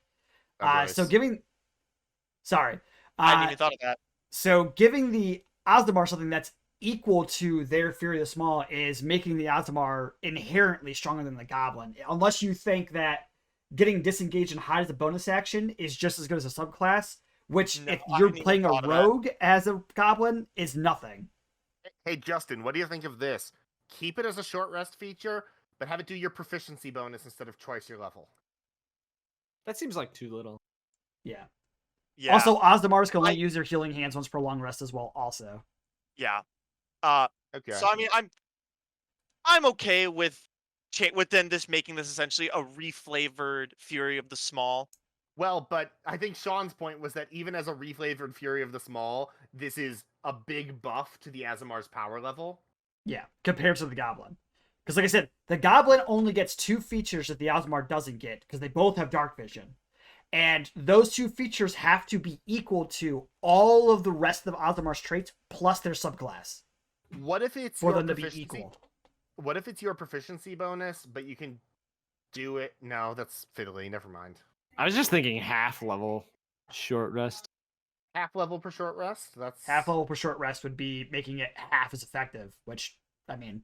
It's half your level. Make sure you say half rounded up. Yeah. Yeah, then it is kind of just a way weaker Fury of the Small, but I mean, but Aasimars already wise, get other stuff, so like, yeah. Plus, that damage added to it is the Right, Chronicle Radiant, which is huge. That's the thing. It's way better that the damage typing on this is way better than Fury of the Small. Because Fury of the Small, you're just adding the existing damage type, but this you're adding a new damage type that is less commonly resisted, and you get to pick it when you attack. I like that for uniqueness. I think it's unique enough with that. Yeah, I'm okay. I was trying to figure out how. I'm okay with that. Yeah, I honestly, I'm gonna be honest with you. Immediately. Don't know why I went with that. At least you recognize that you were a little bit out of your head. Just like Shawn, I think that Trickster's Luck is basically perfect. Like, honestly, instead of fixing your own crit fails, you're fixing your enemy's crit successes. It's great. It's perfect. I was kind of worried about that one. Like, I was like, I don't know. A part of me was just like, shit, I don't know. I think mostly because my thought process for the conversation would just be like, when it comes to DMs that run their games for where they don't announce like they won't like kind of announce if it's like, well, I guess I would announce if it's like I think almost anybody announces crits. Yeah. For an attack roll especially, the ability checks or saving throws, sure, you might not know. You might not always announce those, especially not the die roll. But if you know that a player at your table has this feature, your DM is going to be keeping an eye out for their nat 20s to be like, hey, are you going to use that feature? Or the player could just be like, was that a nat 20? And then eventually the DM's like, oh, I got it. Yeah, it's a nat 20, I should tell you. When a player hears, 27, was that a nat 20? Yeah. Sorry. Plus, go on, Zach. Plus, it replaces Lucky, which is a huge thing to replace. So I think the effect on it is good enough for that. This is a more defensive than offensive feature. Except it can be offensive. It's offensive where Lucky is defensive, and it's defensive where Lucky is offensive. Because like you are replacing your opponent's attack rolls, which you couldn't do before, but you're also replacing their saving throws, which you couldn't do before. So that's one thing you might need though is to add creatures that you can see. Because otherwise, there's not really a great way of designating creatures that you are aware of. Because if your DM's rolling behind the screen some stealth rolls with a creature that's within 30 feet of you, then it's like, where do you draw the line there? I think creature that you can see is a reasonable restriction. Wasn't creature that you can see also the restriction for bountiful luck? I'm not sure. Actually, I think it's just always. I'll leave a name on this as well. Oh, Justin, while you're looking that up, I'm going to criticize you. It's surprising to me that you spell Aasimar right, but Yeah. say it wrong. I don't want to talk about how I pronounce things, guys. We all I know wanna- I suck at I want to pronunciation. take this moment to mention that the goblin's kind of weak. Wizards, can you get on that? When an ally you see within 30 feet. So that is what the feature So that you can see. Makes sense. yeah. So I think that adding that same restriction to Trickster's Luck makes perfect sense. Look, Wizards, if I'm playing a goblin, more than likely I'm playing a rogue. The nimble escape is nice, but like if I'm not playing anything but a rogue, like it's kind of sucks. Even if I am not playing a rogue, like is that good enough to like offset the dwarf, for instance? Is it? You can tell me. You can DM me on Twitter. You can DM us at dead_bards at Twitter. Great plug. If we get an email with #WotC staff in it, I am going to be shocked beyond all belief. So just another just real quick thing involving the Trickster's Luck. The way that I thought that how would you guys reflavor Bountiful, or I guess reskin Bountiful Luck, considering that this you is the wouldn't reskin of it. No, this is the no. Bountiful's Luck is the feat that you can take as a halfling. You I don't. know. This is Oh, you're saying how do you redo Bountiful Luck so that it scales with this? You don't. yeah. Yeah, I Okay. think you just have to. Okay. I think you just have to accept that you're locking that feat away if you take this variant halfling. Okay. Well, you wouldn't be rules as written because the only requirement for Bountiful Luck is to be a halfling. Yeah, You just wouldn't. You just wouldn't be able to reroll your own ones, only your allies. I guess it's just Actually, no. You would be able to reroll your own, but it would be at the cost of your Bountiful Luck to do so. right, because you are a creature you can see. Yeah. Actually, it says an ally that you can see. Are you your own ally? I would say sometimes they're not. I would say no, because anytime they use the word ally and they also involve you, they say you and your allies. Yes. Like the Paladin Aura says that you and your allies, or you friendly creatures, or something like that. Bountiful Luck, when you use this ability, you can't use your lucky racial trait before the end of your next turn. I would totally change it to say you can't use your lucky or Trickster's Luck racial traits before the end of your next turn. But Right. The way that So wait, Bountiful Luck costs your reaction, but Lucky does not, correct? Correct. It does not. Okay. That's why I made the statement once per turn. Yeah. Because Sure, I didn't. Yeah. Because if you got crit twice in the same turn, If you get crit twice, you deserve it. But yeah. You deserve it. I mean, negating one crit is pretty fucking good. Or even negating 2 nat 20 saves. I really thought that they redid Goblin in one of like the later printings, but I guess I'm just thinking of Kobold. Yeah, they did Kobold again in the UA with the dragons. Right, yeah, because they got rid of sunlight sensitivity and. But yeah, Goblin Wizards. Let us know what you think about goblins. They can do a lot of stuff. Maybe give them like I don't know. Other small races get cool stuff. Like Lucky's really good. Just give goblins Lucky. Right, just give goblins Lucky. It'll be perfectly fine. But yeah, no, God. Jeremy, Mike, if any of you want to hit us up, like we've got ideas. Like we'll be consultants, please. Are they both even at Wizards anymore? I thought Mike I don't left. think so. I think Mike Merle's stuck around for longer than Crawford did, but I think they're both gone now. I think we need Chris Perkins, please, if you can get a hold of us. Yes, Chris, please give us a call. So there are 2 more pages left. One more of mine and one more of Zach's. The next one of mine is actually the one I wanted to talk about the most. It's the first one I did. Whereas Zach's is the one that he kind of made up today. Yeah, let's do mine. We are over time. It does come out. I'm starting to think maybe we should schedule this earlier and expect it to be 2 hours long at this point. But did we want to continue? I'm fine with it. I think I've got time to talk about yours, but I don't think I've got time to talk No. about Zach's second No, one. we don't have Yeah. to do message. Okay. Sorry, All right. Zach. We'll talk about mine. I'm gonna cry Okay. later. Well, I did cry with so. I'm gonna snipe some of Adam's creative talent by by explaining that I gave him the idea of looking at mythologies for Tabaxi. Because that's what I did. That's what I did for this dwarf here. So, the Mare Dwarf. The Mare Dwarf is a distinct cousin of the dwarves in the mountains and the hills. While those dwarves thrive in the darkness of the ground, the Mare Dwarf gets its strength from the darkness of one's mind. Ability score increase, charisma score +1.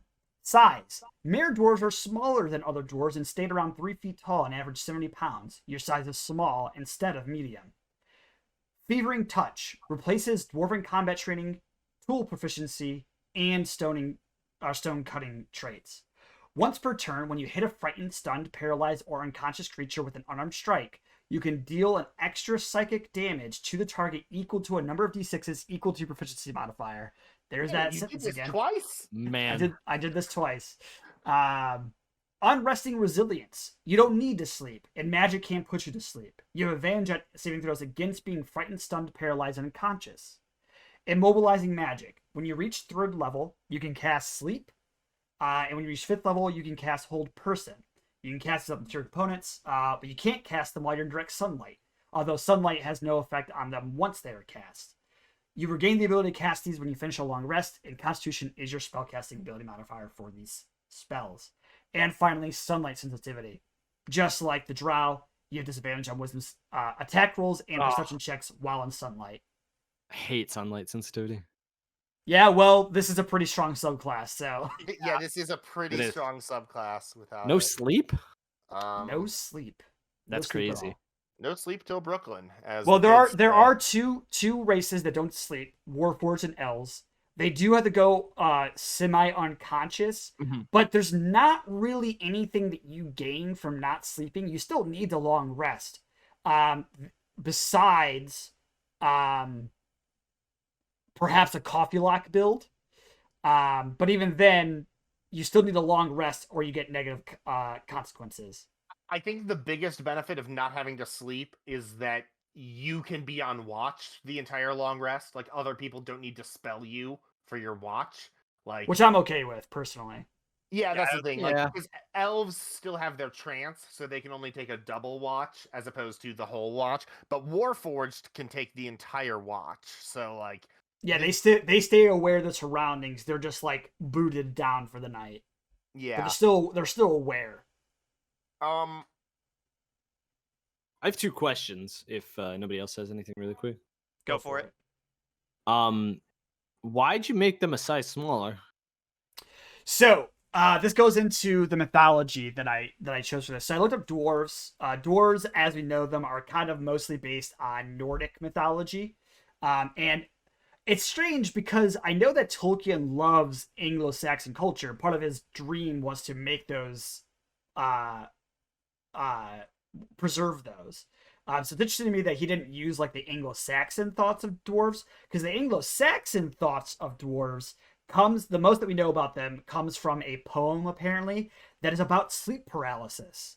And specifically what so that's why you mares went with Mare. They're nightmares. so what mares do is they sit on your chest while you sleep, so you can't move.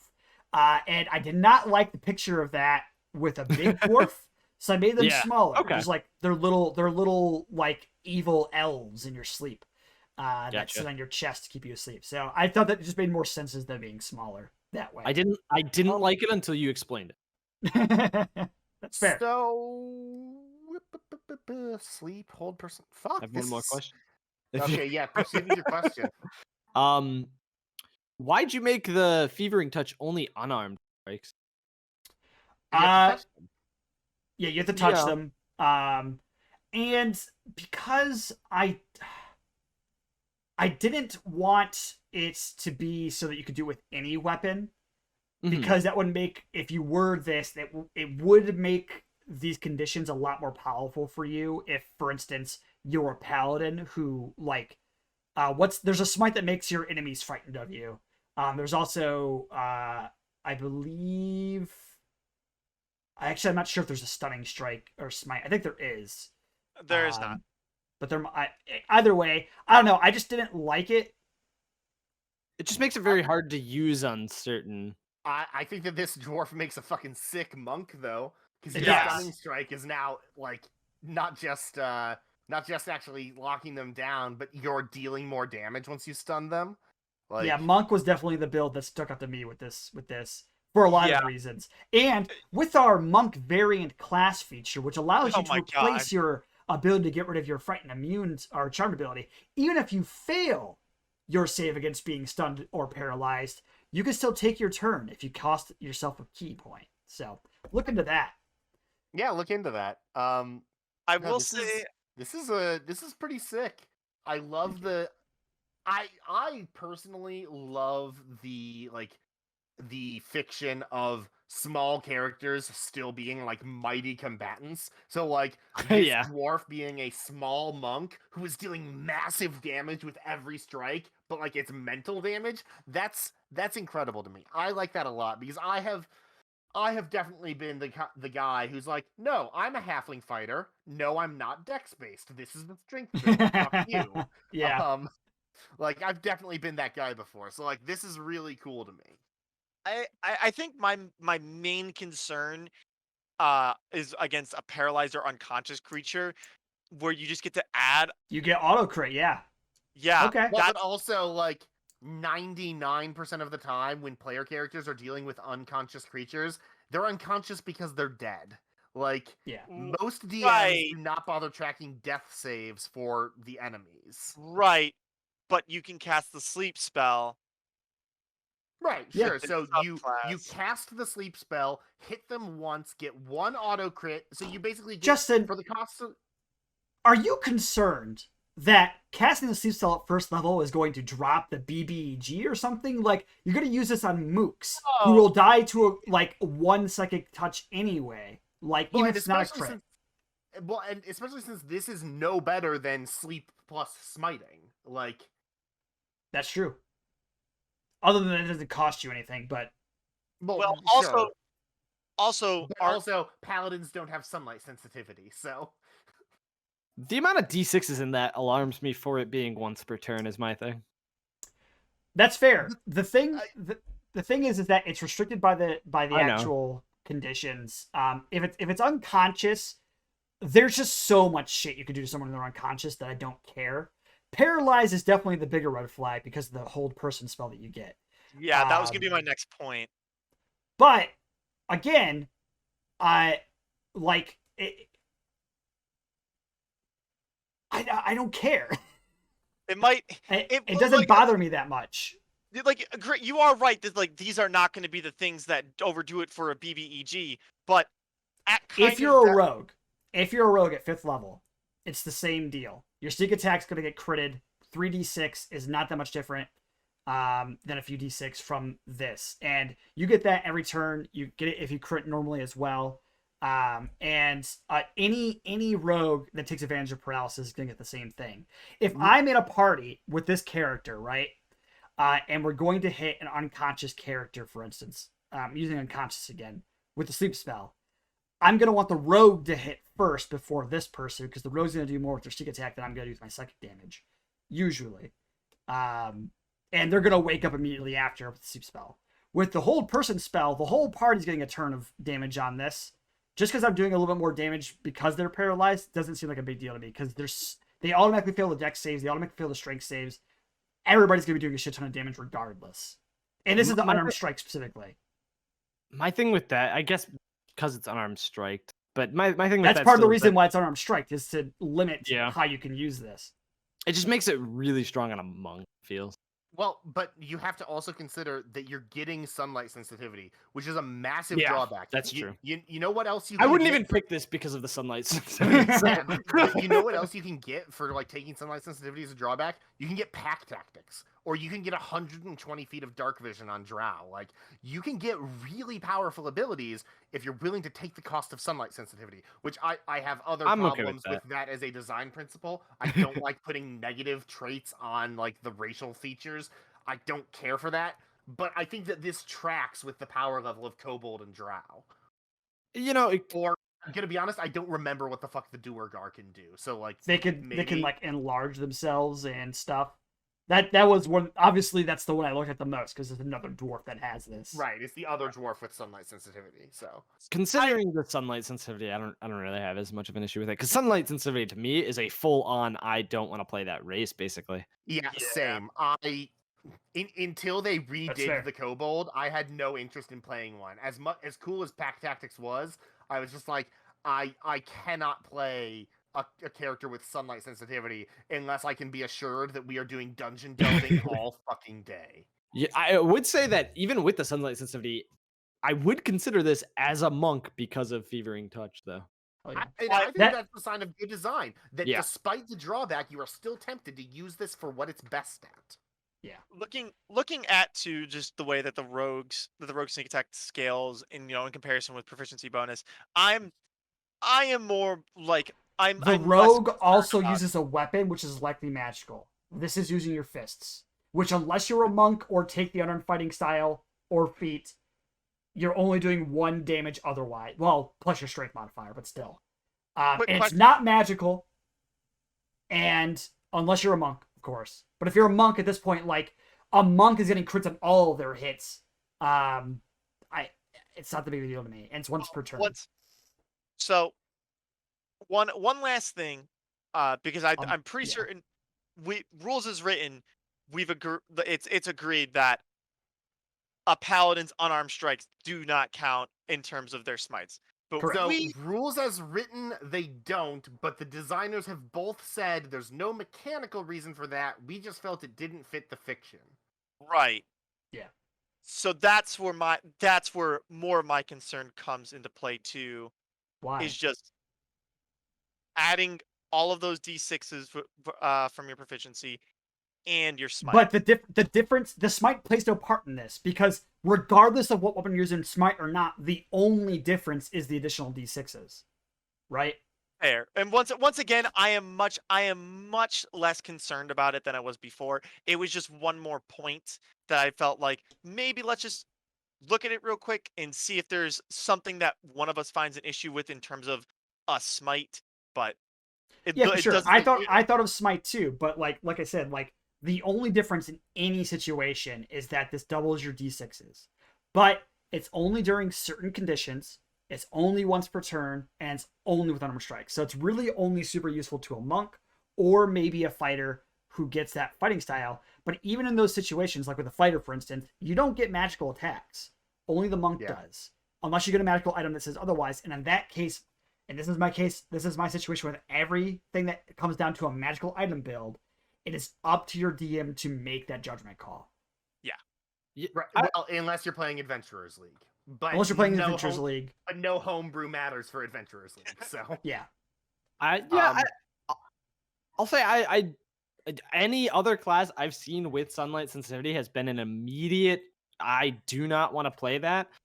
But just this one alone, considering that I could have a monk that could be strong with this, makes me even consider this class is a big, like, impressive thing to me for what you've come up with here.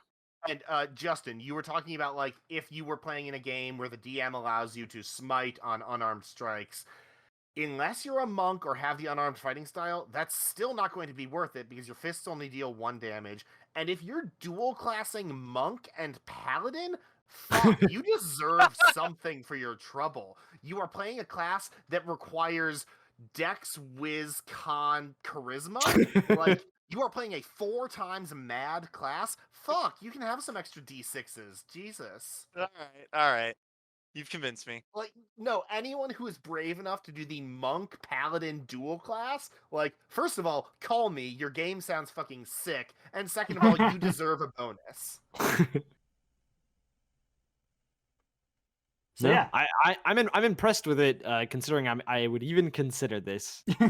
Yeah, I gotta say I've interrupted Zach a couple of times now while he's saying this, but I totally agree. Like for sunlight sensitivity is normally a total non-starter for me, but this is tempting despite it. So I think that's a very good sign for what you've designed here. This is hell yeah. I'm in the same boat in terms of sunlight sensitivity. Like yeah, I've never played a race that's sunlight sensitivity. ever. And I think, I don't think I will. Except maybe now. I don't know. I mean, even with this, I'm still just like, I don't know if I want to take it because of the sunlight sensitivity. That's just how anti-sunlight sensitivity I am. But thinking of the things like the paladin that you could do, even though that would be like maybe a little weird, it still sounds pretty cool to be able to do this as a paladin and have this be the like paladin that doesn't sleep and all of that, and a monk that just.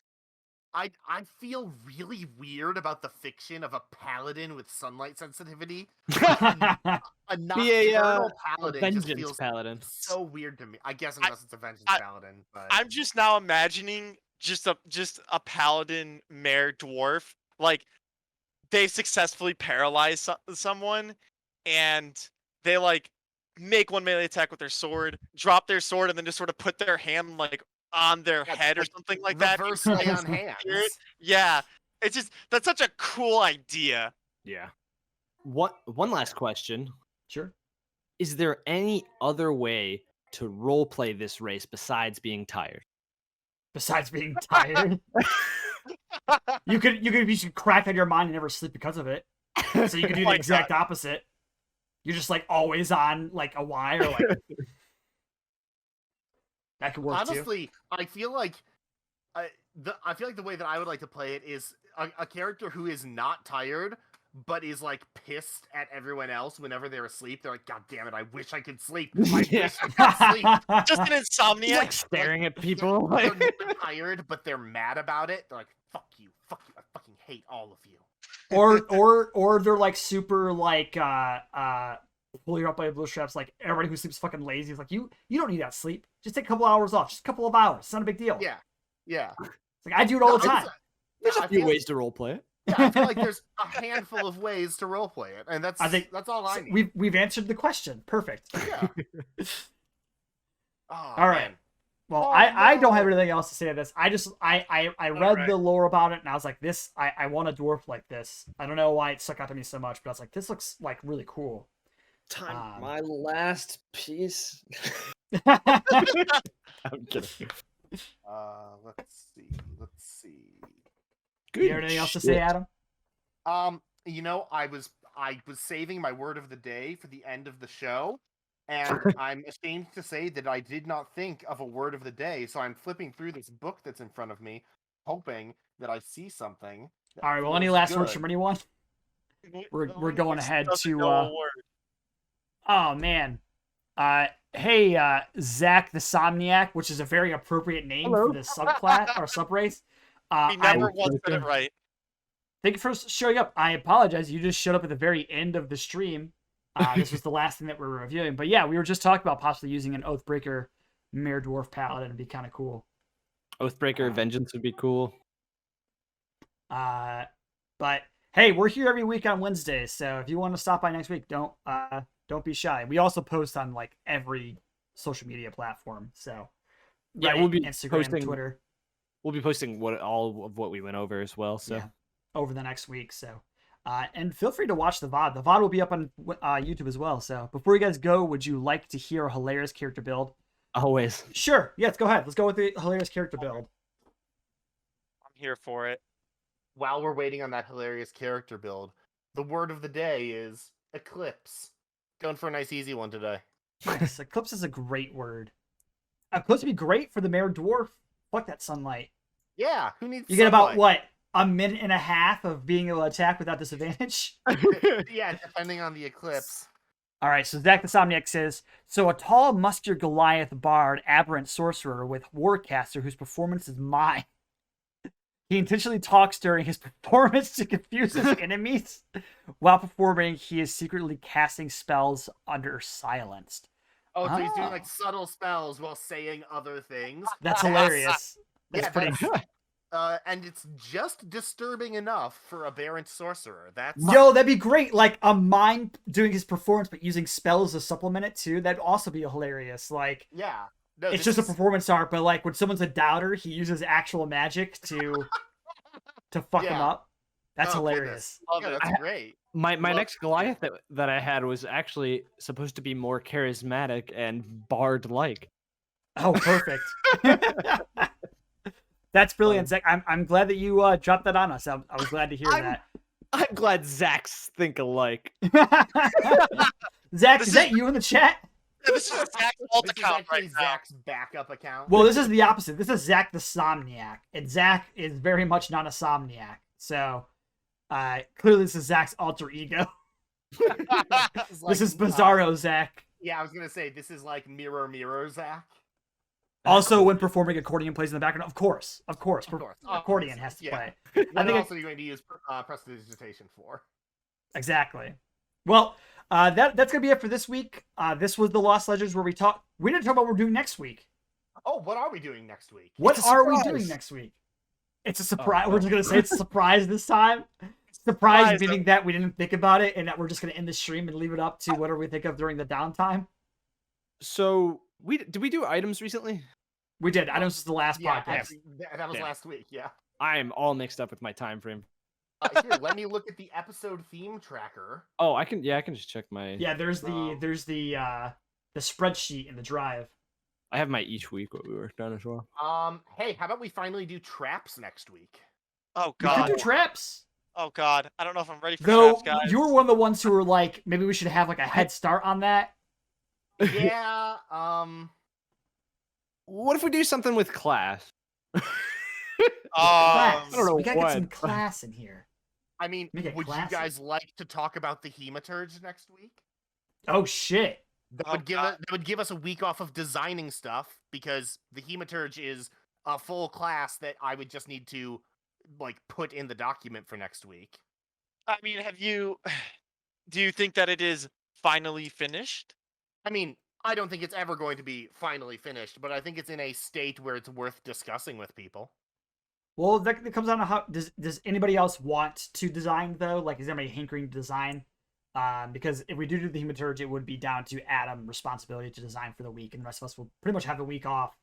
Well, besides me, who makes all the social media posts, but I'll take a week off. I'm all good for that. I could come up with some helpful more lore. Come up with kind of a person that helps discover this class. I could help. I don't know. I like lore. Yeah, sure. Talk to me offline. You can discover my class. I think we should do some sort of, if we talk about the Hemoturge, at least some sort of ancillary, like one small thing that all of us could come up with. Let's all make some stuff for the Hemoturge. All right, yeah. Well, we can make augmentations, or probably augmentations, just a few augmentations. We don't necessarily have to make subclasses. Sure, just come up with something that or alternative class features. Literally anything. Just make anything for the Hemoturge, essentially. make something for the Hemoturge. I'll drop the link in our private chat so that we can all look at it before next week. But you, the viewers, will have to wait until next week to see it. Yeah. Okay. Yeah, we'll finally talk about one. Oh man, this means we're getting closer to us to talk about the fucking Magus, and that makes me nervous. All right. Well, then we'll do the Hemoturge next week, and then probably in the downtime this week, maybe we should think about what we're gonna do the week after as well. Yeah. We should probably. We have a lot of things in our memo that we haven't gotten to, but yeah, let's go ahead and do that. Well, wait. What? Wait. You said wait. No, I said sweet. Oh, I said wait. I was like, okay. Well, sorry, we're really taking a long time ending this podcast, but let's just do it. Bye. Okay? Bye. If it's lost, it has to be 5. If it's silent, it has to be remembered. All right, bye. Good to see you next week. Thank you for showing up.